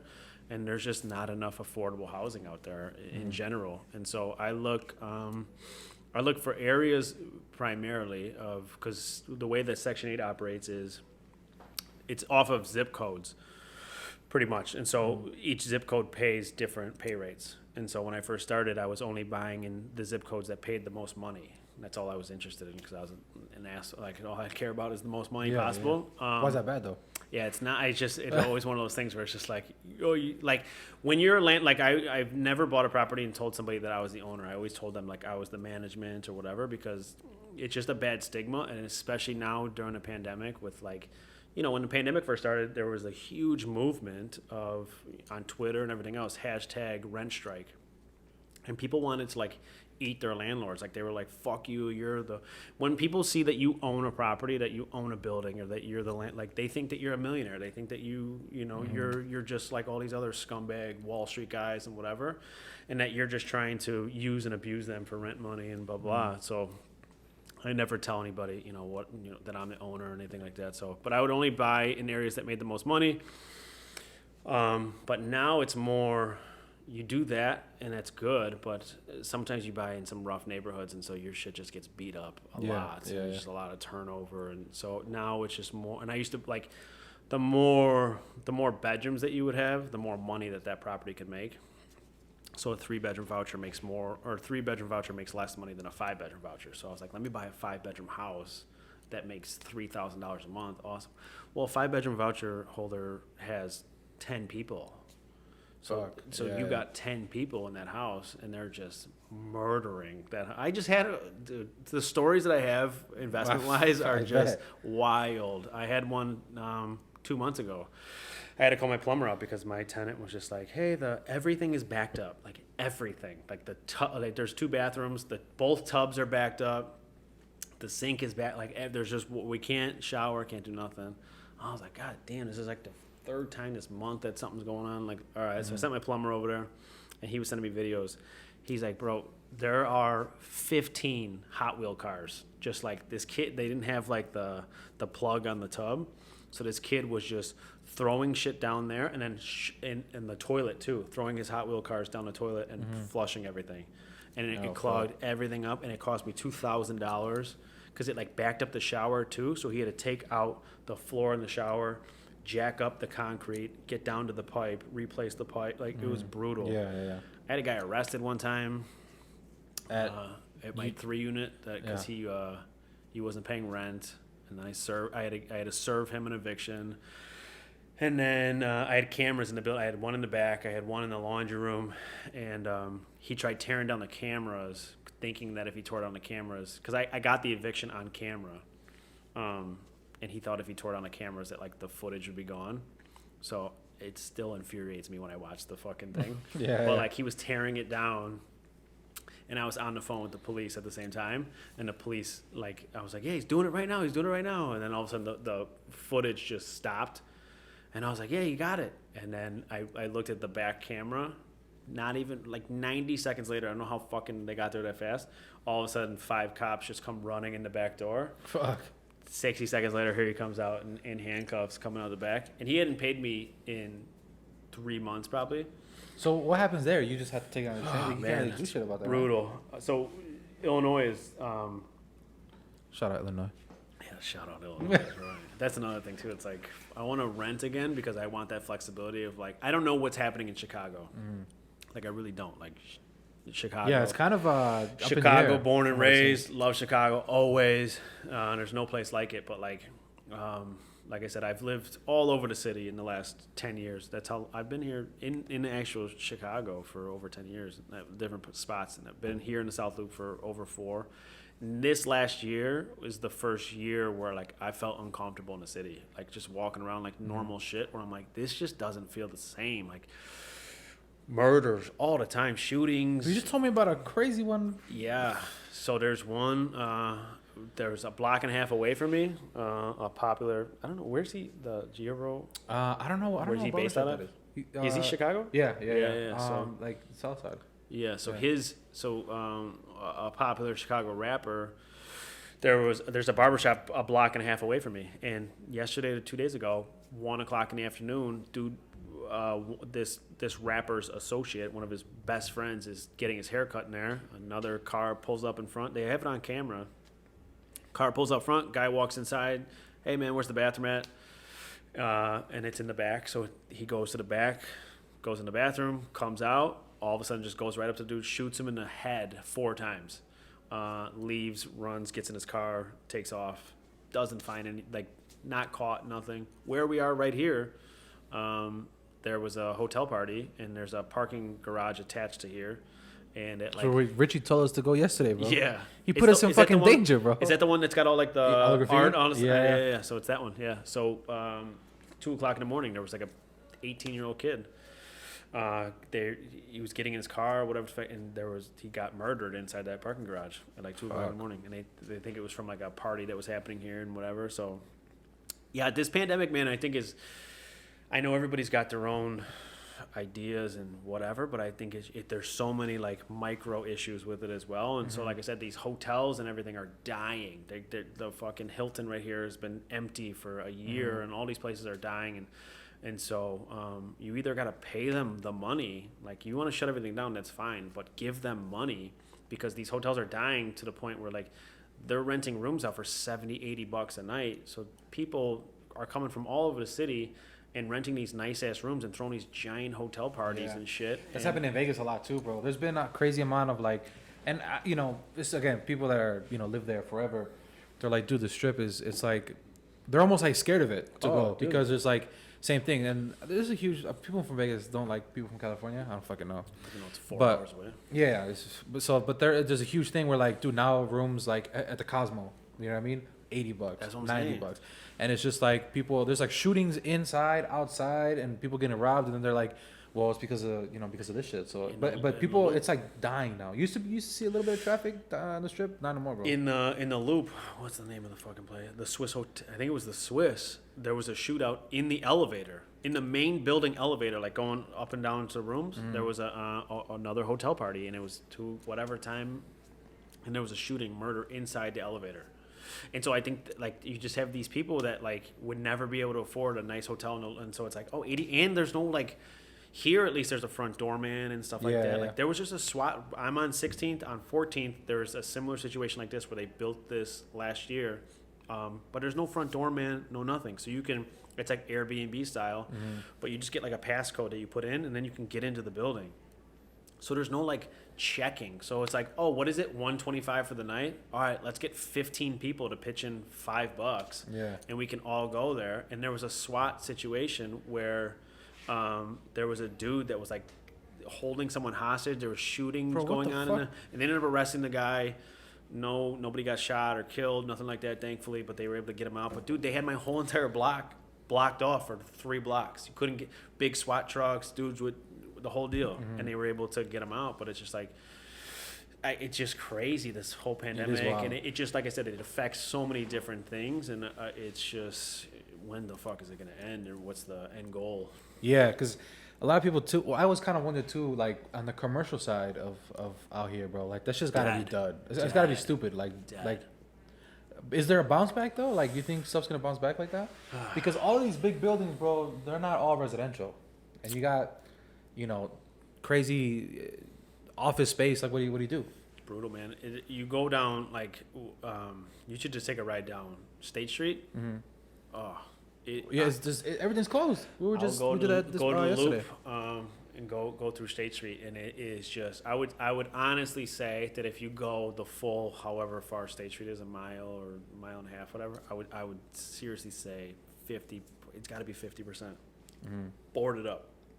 Some are boarded up in a way of like, when this is over with, we'll just take these down and open back up. Some of them are boarded up and the fucking signs are removed from the building. Like, these are giant stores that are on State Street, like huge square footage, the whole deal, and they've removed, like, they're gone. See you later. Like the Macy's and all these giant places are leaving. The taxes here are fucking brutal anyway.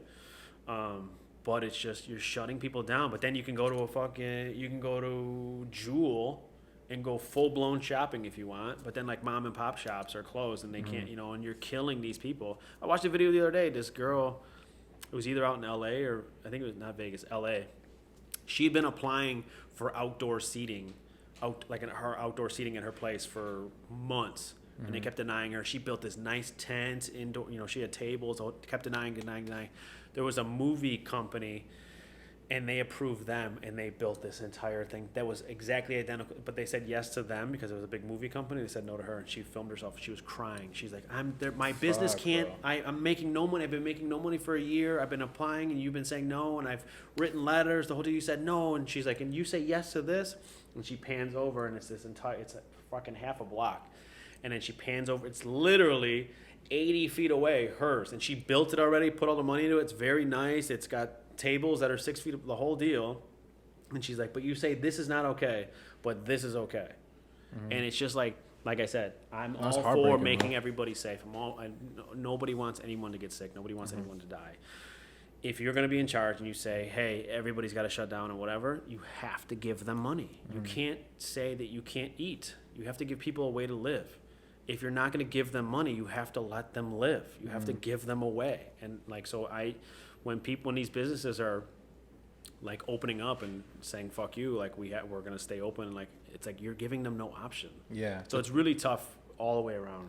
Yeah, because at some point too, like, you know, I don't know what the fines are, but it's just like it's either go bankrupt or take this fine. Like, what are you gonna do? Take the fucking fine. And bro. Most people have kids and a family, and they've been doing it for however long, and it's just like, what are you supposed to do? You're also employing people. Like, it's not even just you. You almost remove yourself. You got, 15 different people working, 24 hours or whatever it is. Like the Barstool Fund that was created, like by that was awesome. I mean, it is up to $33 million, and it's that exact mentality of like, hey man, we'll play ball. Like, you want to shut it down, no problem, but you have to give people the money. You have to be able to allow them to, like, we all have bills, and it's like, so if you're not going to do that, you have to, okay, take the risk. If you want to come to my restaurant, and if not, okay, cool, don't come, but like give me the ability to do what needs to be done. Because like I said, I had to walk to the Loop the other day for an appointment or something like that. And like I said, I walked through State Street, and I just was amazed. I mean, it legit is 50%, and it's just like, when the fuck? And it's 50%, so say only a few of them come back. Those are giant businesses, so if those don't come back, you're not getting tax revenue, you're not getting it. Illinois is already a piece of shit of a state in general, so now you're getting no income now. I mean, before the pandemic, there was a lot of commercial space that has been sitting empty forever, and now all of this, and when the rioting was happening and shit, dude, my block, I'll send you videos later, it was one of the, like I said, I've been born and raised south side of Chicago. I've lived in the physical city for over 12 years, 13 years now. During those riots was the first and only time that I legit felt scared and helpless in the city. Like, dude, nobody was coming to help me. My block was on fire. Dude, I know. Like, it was wild. I have these clients, bro. I forget where they live, bro, but they live in a really nice area, bro. Bottom is commercial. And they're just like, they're the nicest people ever. Like, they're no god. Like, him and his husband, bro, just cool as fuck, love and shit, right? And bro, he's sending videos, and it's like this, like over his window, bro. There is people going fucking crazy. I could not imagine being down here during that time, bro. It was like, it was. Imagine you're not strapped, or you strapped. Like, people are gonna bust, and I can't even call the police. I think that's the scariest part, where it's like that was the helpless thing, because dude, they're all over the whole fucking city. So that was the thing. Like, everybody I think that I know, and me, like I was hanging on that. You got the scanner apps and all that kind of stuff, and you're just listening. But like my street, like off my balcony, there's 15 small business shops. There's a dog grooming. There's like 3 nail salons. There's all small business, whatever. And then I got a Jewel and all that. I don't know. And then right connected to my building is, at that point, was empty commercial space. The whole entire bottom of my building. And I was out on my balcony, and like I said, this was for 3 straight days too. Yeah, I remember. 3 straight days of just nonstop. And so I remember just being out on my balcony, and hundreds and hundreds of shopping carts, because they busted open the Jewel on Roosevelt, ransacked everything, stealing carts, everything, just full of as much as they could. Coming down the street, they would get to like right where my building is, and then all of a sudden these cars would pull up, no license plates, whatever, because I'm kind of by the expressway. So that was the thing. They were able to get off the expressway, do whatever they needed to do, and then get in their cars and take off on the expressway. Gone. And then you never see them again. So they were getting picked up in front of my place, no license plates, no nothing, and then they would take off. And I remember, and I have a train track right next to my building where and so at one point, all of a sudden I go out there, and there's probably 15 people on this train track next to me. And this train track is so close to my building where, like, I'm on the 4th floor. If you wanted to and you were athletic enough, you could jump from that train track to the 3rd floor because the balconies stretch out so far. Shit, yeah. So these motherfuckers were on this train track next to there. And I went out Bro, there. my heart is beating so fast. I could not fucking imagine. And I went out there and I was like, I'm just gonna let you guys know this is the only chance that I'm giving anybody that's out there right now. Like, you guys need to get down. Other than, like, this is the only warning I'm giving right now. They were on the fucking balcony? Dude, they were on the train tracks looking into my building like this. Get the fuck out. And so I was like, this is the only. And I could tell though that these were just kids that were. Because it was like a coordinated thing, like on social media and shit. Yeah, so like yeah. I could tell that these kids were not what was going on out there. They were just a part of, like, they just wanted to be down here. And so I was like, this is the only warning I'm giving. Like, if I see anybody out and he's like looking inside the building and shit, like that's, and yeah, they busted open. I watched and I was screaming across the street. This dog grooming place that just opened up, nicest people ever. I bring my dogs there. They fucking were stomping the window, throwing shit. They ended up going in there, and all of a sudden they were just coming out with big screen TVs, just one at a time. And then they were just, like I said, get in the car and then just take off. And there was just and people here don't already, like, they already don't get caught. You know what I mean? And then no license plate, like. And then the mentality is fucking terrible. I stayed up till 3 o'clock in the morning for 3 straight days, and I was. Because I'm on, like, the South Loop Facebook page and all that kind of stuff. And there was, like, people trying to break into the buildings around here. So I'm trying to go to sleep, like, because it started slowing down around 3. And at the same time, like, helpless-wise, you would just hear a cop car, lights, the whole deal. And there's hundreds of people with shopping carts, the whole deal. And a cop car would just go flying by. Because they ended up saying there was, like, 100,000 phone calls. Like, they're not coming for this, you know? So, like, helpless-wise, like, say, God forbid something was going down. These cop cars were just flying by. There was no one coming to help you. There was nothing that, like, and so, like I said, I was going to sleep at like 3, and I was in my room, and all of a sudden I just heard boom, a couple of seconds, boom, and then, like, it popped me up, and I was like, what the fuck is that? And I got scared, and I'm looking around, and He said, yeah, and I found out that commercial space, there was some leftover crews, and they were trying to break into that commercial space, and they were trying to get into my building. And I don't know if, like, they couldn't get in or, like, whatever. And so from that point on, there was a couple members of the building that were not going to allow that to happen for the next 2 nights. But yeah, man, it was wild. So I just think it was a whole turn of events where I think that there was a lot of people that were, you know, on one side that were like, yeah, we agree with everything that's, you know, fuck. But then, like, that made people hate a lot of stuff. Dude, on Michigan Avenue and State Street, I have videos as well. They were shooting into the stores to break the windows. Really? Pulling up in front of, like, a Macy's on State Street, and there was 50 people in front, and this dude backs up and starts shooting into the glass, almost shooting someone that, like, ducked under his gun. Glass breaks, and they all run, like. Yeah, I saw somebody run a car into, like, a Gucci store. Yeah. Like, that was like the bulldozer, and then everybody just fucking flied. Yeah. So it's just like. It was a wild. That's terrible, so bro. all these stores were boarded up, and, like, the South Loop Mart that I love going to on 18th, and my boys that work over there, and they're still boarded up to this day, and they were boarded up for the first round because it happened that first time in the summer, and then whatever it was, 6 months later, whatever, it happened again. And so they were boarded up that first time, took down, and then they got fucking ransacked again, and then they left it up. And I was like, what's the game plan? Like, when are you going to take this down or whatever? He's like, fuck, I might leave this up forever. He's like, the insurance isn't helping us anymore. They covered us the first time, but now he's like, they're making us cover like 80% of whatever gets damaged or whatever. And so he's like, we're just going to leave it up. Fuck it. Like, so that was the big thing. A lot of people were just like, well, insurance is, you know, you guys are worried about buildings and property insurance. And I was like, these insurance companies are not covering these people.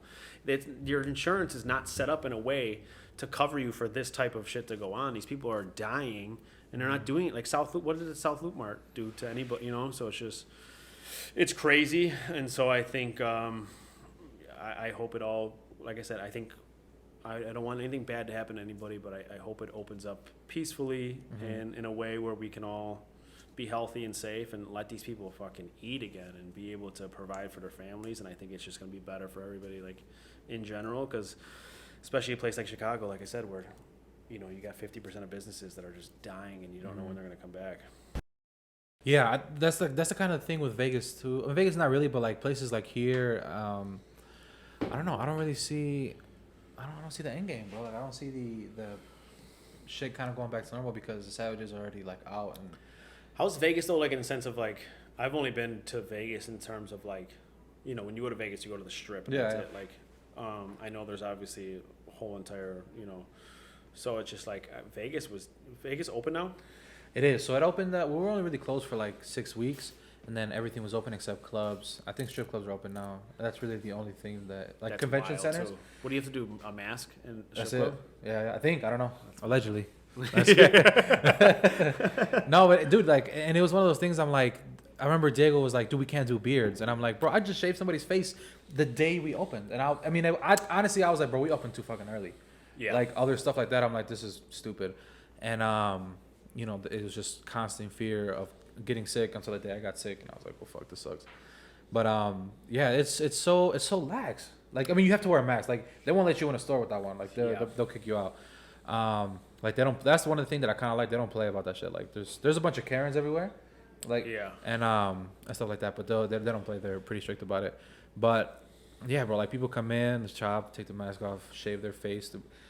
You can't eat inside. Like they'll do every other table.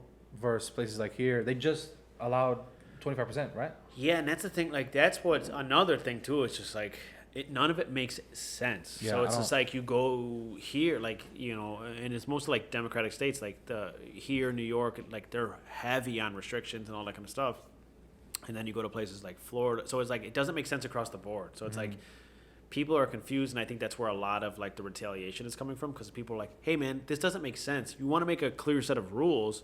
Give us the rules and everybody plays by those rules. Okay, we'll do that. But like, don't tell me that like Florida's wide open and that they can do whatever they want. Outdoor seating, indoor, come fucking do whatever you want. Yeah. And maybe Vegas too and other places. But then like you come to Chicago and it's like, it's this weather and you're eating on a sidewalk outside. Yeah, that's one of the things Andrew Schultz is talking about, bro. Yeah. He's like, I have to move this little fucking scarf to eat. You know what I mean? And it's just a wild scenario. And you know, you got these.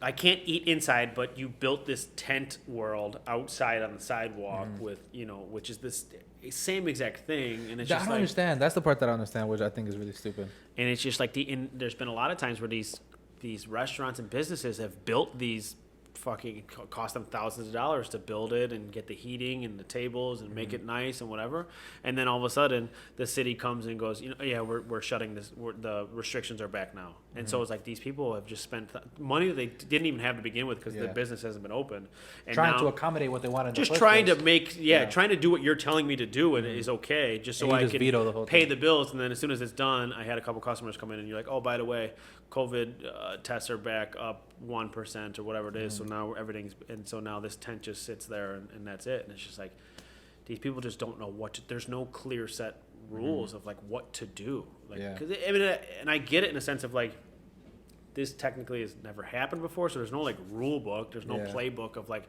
hey, this has happened here and this is what we're supposed to do. And we're kind of doing it by the seat of our pants. But it's just like, well, then you got to give them a little leeway too, because you don't know what the fuck you're doing, and they certainly don't know what they're doing. So it's like, give them a break. I think this stuff was kind of bound to happen, and I think the rollout in the beginning, I didn't really like when they were like, "Oh, we're gonna close for 2 weeks." There was no fucking way they knew. Like they knew it was gonna be this shit might be 6 months, a year before that. Oh. So I think they just delayed. I think that's kind of why everything hit the fan, is because people were like, "Okay, so we're gonna extend it for 2 weeks, and then another month, and then it's just kind of like, bro, the balloon was gonna pop." Yes. And then of course, you know, the stuff with George Floyd happened and just fueled it 1,000 times. You know what I mean? So I think all of this stuff was sort of inevitable. It was just they were just trying to furlough it as much as they can. I can't believe some of the idiotic conversations I had when this all first started. In terms of like, I remember telling people, I was like, they were, you know, like you said, 2 week shutdown, boom, and then it's like another 2 weeks. Okay, cool. And I remember telling people, I'm like, bro, if we are still locked down and in quarantine, whatever it is, in like July, I was like, I'll kill people. And it's now a year. It's over. And that was gonna be like the 3 month mark. Where I was like, bro, if we don't get a summer, I'm gonna kill everybody. Like, there's no way this is gonna last that long. Yeah. And we're over a year, and like we're just starting to get vaccines out. Nothing is like so. Yeah, dude. Nobody knows anything. which I think is what everybody just kind of like, that's the mantra everybody needs to have. It's kind of like when you're a kid and you think adults are like all knowing. You're like, oh, that's an adult. They know everything. And then you become an adult and you're like, I don't know anything. Yeah, I'm just taller. I can't believe I thought adults knew shit. And then you're an adult. And you're like, dude, I don't know anything. So I think it's the same thing. It's like you have to realize that nobody knows anything. It's just tough because the people telling you what to do are also not, you got J.B. Pritzker of Illinois he's got his family going out to Florida all the time while he's telling you can't do shit. And you got Gavin Newsom from California who's telling, one of the most severe lockdowns of anywhere in LA and everywhere else. And he's out doing, having barbecues and shit like that. Yeah, he got caught going to I think it was New York. He got caught going to the gym. Exactly. And you got guys like that. And so it's just, that's where the trouble is. That if we're all on the same page of not knowing shit and we're all kind of working together, cool. Let's all work together. I know there's going to be some scrambling going on, but like when you're telling people you can't do something, but then you get caught doing those things, and it's like, it's kind of like what's happening in the market now of people being mad at the system.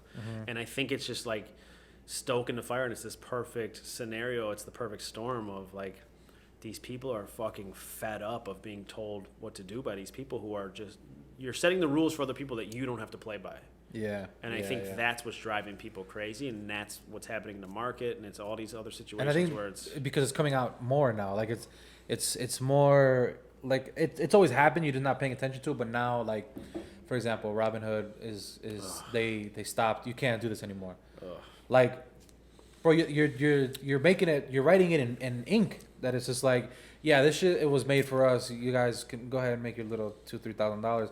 But it's just like now it's like, oh, bro, we about to come up. I have friends like, I don't know, bro. What are your thoughts on that? We're talking a little bit about that earlier. Like I saw that. You know who Stephen Graham is, or Grant Stephen? Yeah. He made a video. Instagram, Graham Stephen. Yeah, one of them, whichever way. Yeah.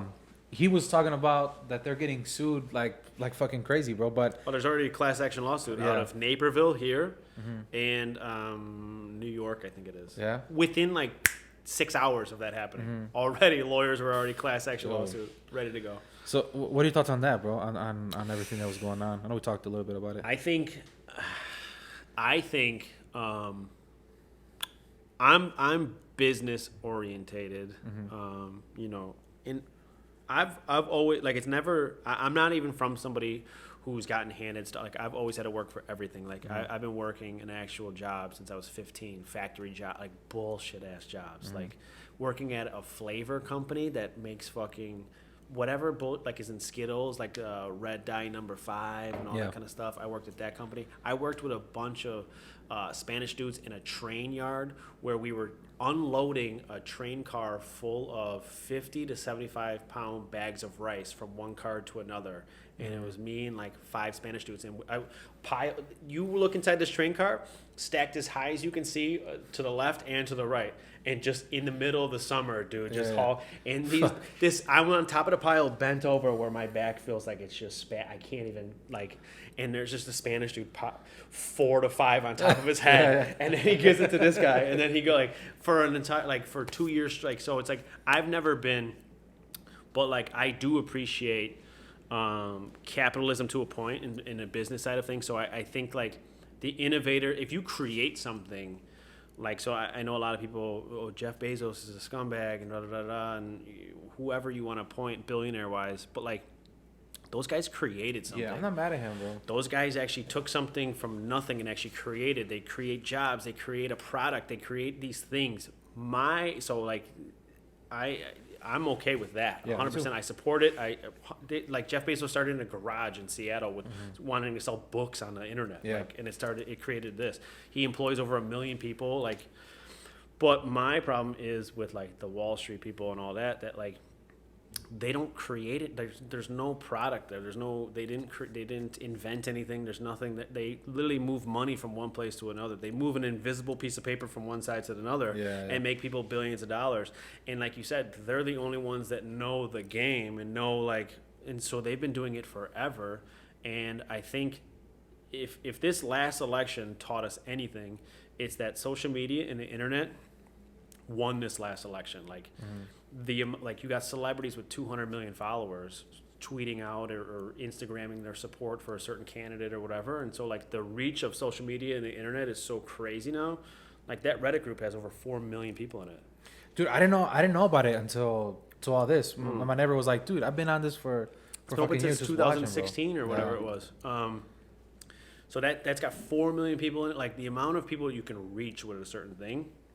And so I think it's gonna be one of those. It's almost like people discovered the cheat code of being like, oh, like we up until this point, like before the internet and all that kind of stuff, like. Yeah, dude, those guys were able to just be behind closed doors and do whatever the fuck they wanted to do. I love how you said invisible money here to there. Yeah. It's not real. It's not never matterable. touched. There's no product. There's no nothing. It's not helping anybody but themselves. Yeah. Like it's only for them and that's it. And they're literally moving it from one place to another and keeping the difference or whatever it is to themselves. And it's only helping them buy another yacht and all that kind of stuff, and they're laughing at to everybody else about us, and so I think it's like I said, up until this point, they were able to just be in their boardrooms or whatever the fuck they are, drinking their champagne, and just nobody knew about it. And so I think now with the exposure of social media and the internet, I think it's really putting that magnifying glass, and I think there's people that have parents that lost it all during the 08 crash and times like that. Where like now they're old enough where like this is their redemption for that. Like there was a Reddit post where a guy was like, I saw my dad literally lose it all during the 08 crash. We were he was counting pocket change with my little brother at the table because that's all we had after the crash to eat and to pay bills and all that kind of stuff. And he's like, I remember like the Occupy Wall Street during Obama, and he's like, we were down there, and he's like, I literally looked up and I saw dudes in the windows like drinking champagne looking down at us, and he's like, this is for that. He's like, I would rather burn my money or die with these, like, instead of selling my shares right now. Like I want to hurt them as much as I possibly can. Like there's just a vendetta for sure, which is understandable. You know what I mean? Yeah.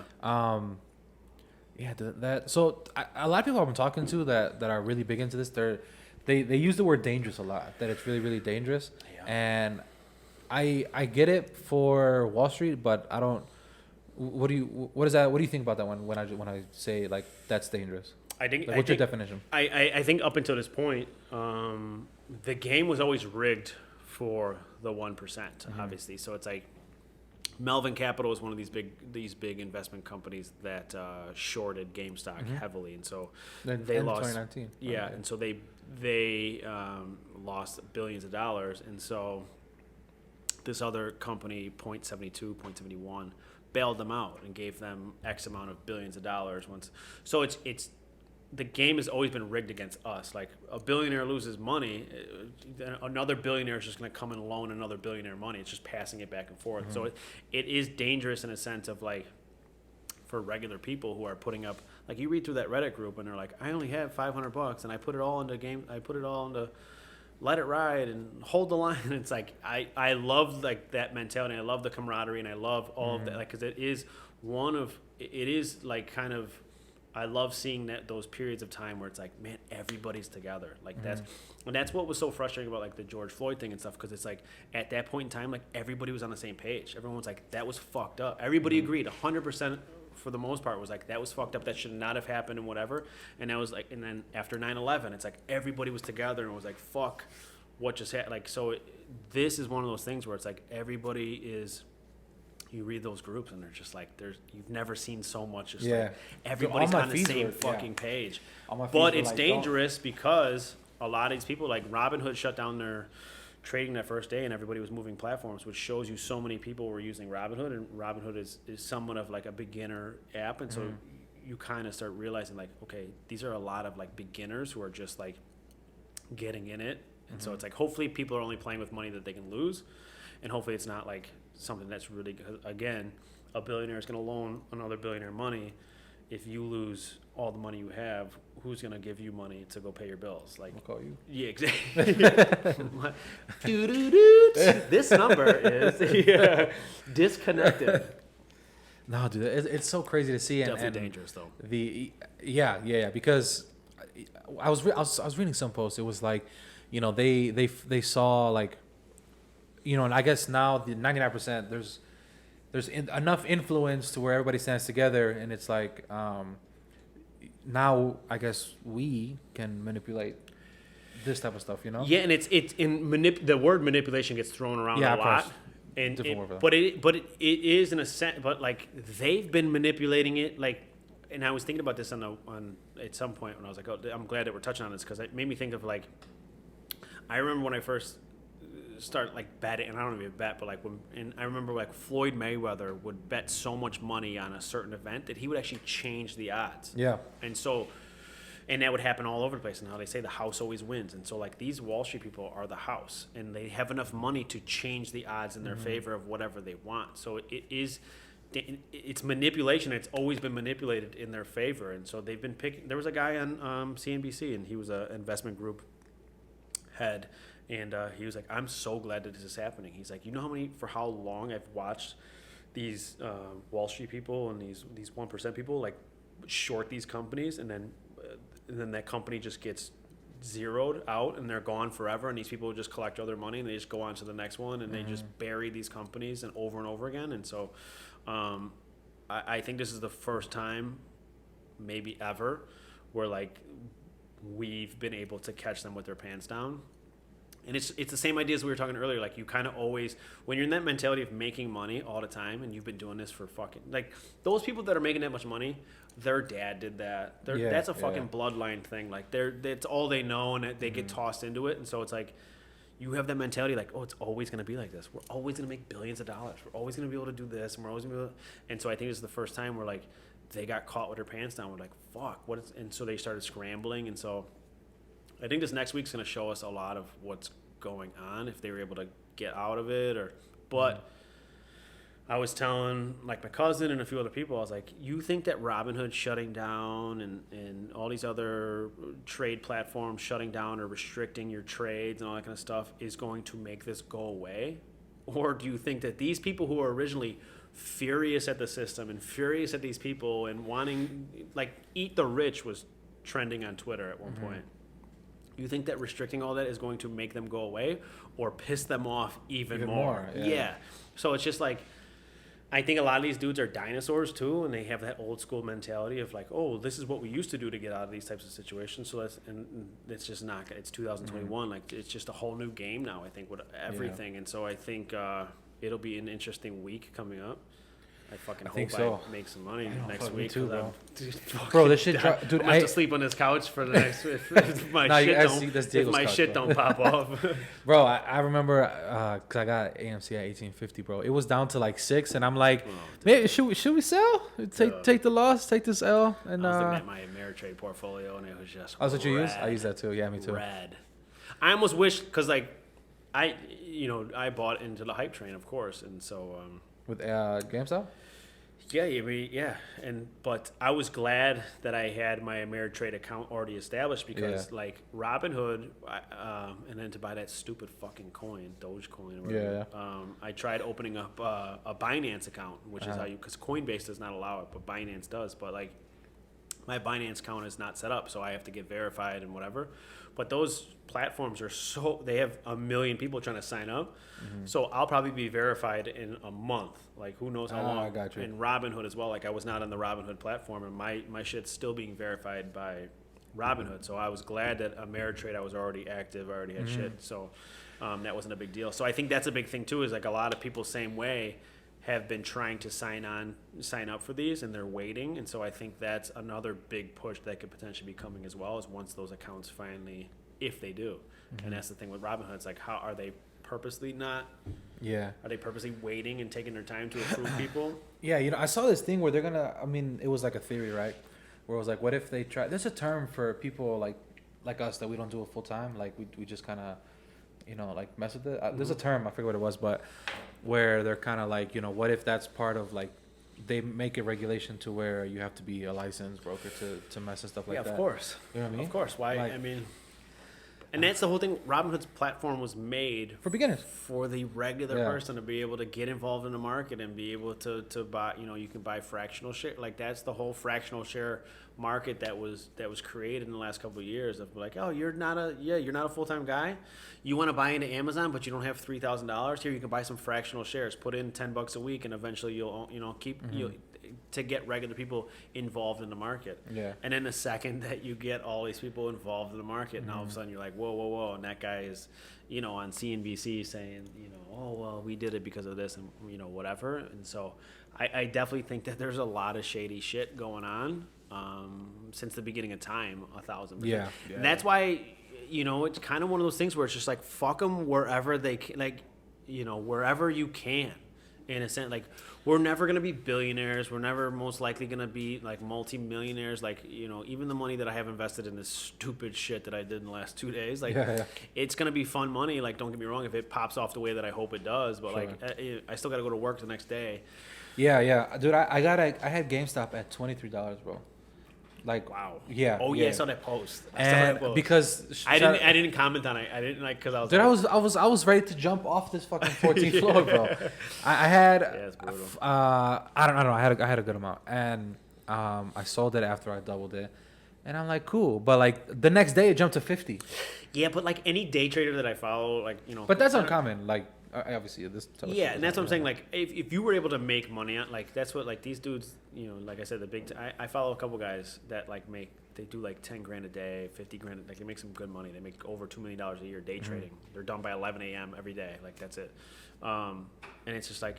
Never be mad. Like if you made a profit, like you can't be mad at that. Like, it's the guys that like I lost 50% on everything. Like I'm stuck holding this stupid shit. Like I said, I'm now a CEO of Nokia for how many shares I got. I got a board meeting on Monday that I got to show up. I got to go buy a suit for because I was, we're gonna go discuss flip phones on Monday because I think that's all they've done in the last 10 years. Cameras and shit. I think, right? Cameras. Yeah.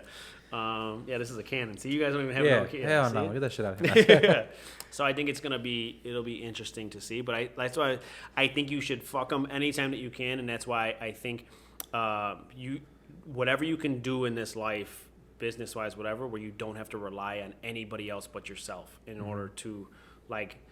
Thank God, and I'm very happy for my life and everything. Like, and it's nothing is from being handed anything either. It's from just, but it's like I have the ability now, and that's why, to be able to do what I want on a daily basis. I still got to go work and, with my real estate agent shit and whatever, but like I have the flexibility of being able to pick different avenues, and I don't have to rely on anybody. Like, and that's what's killed me during this whole pandemic thing. Is like I know people that are collecting unemployment, and I know like they're checking their mailbox every day, and I know like I got hurt at work one time.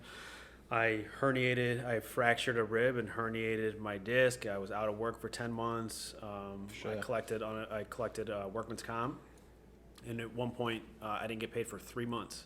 Like something got fucked. I don't even know what it was. Something got fucked up. I didn't get paid for 3 months. I was checking that mailbox 6 times a day. I was dying. Like I was just like, what the fuck? I was paying. Like it was just at a terrible time. I was paying for like a bunch of other stuff at the same time, and I was like, oh, this will never. No fucking way can this ever happen again. Yeah.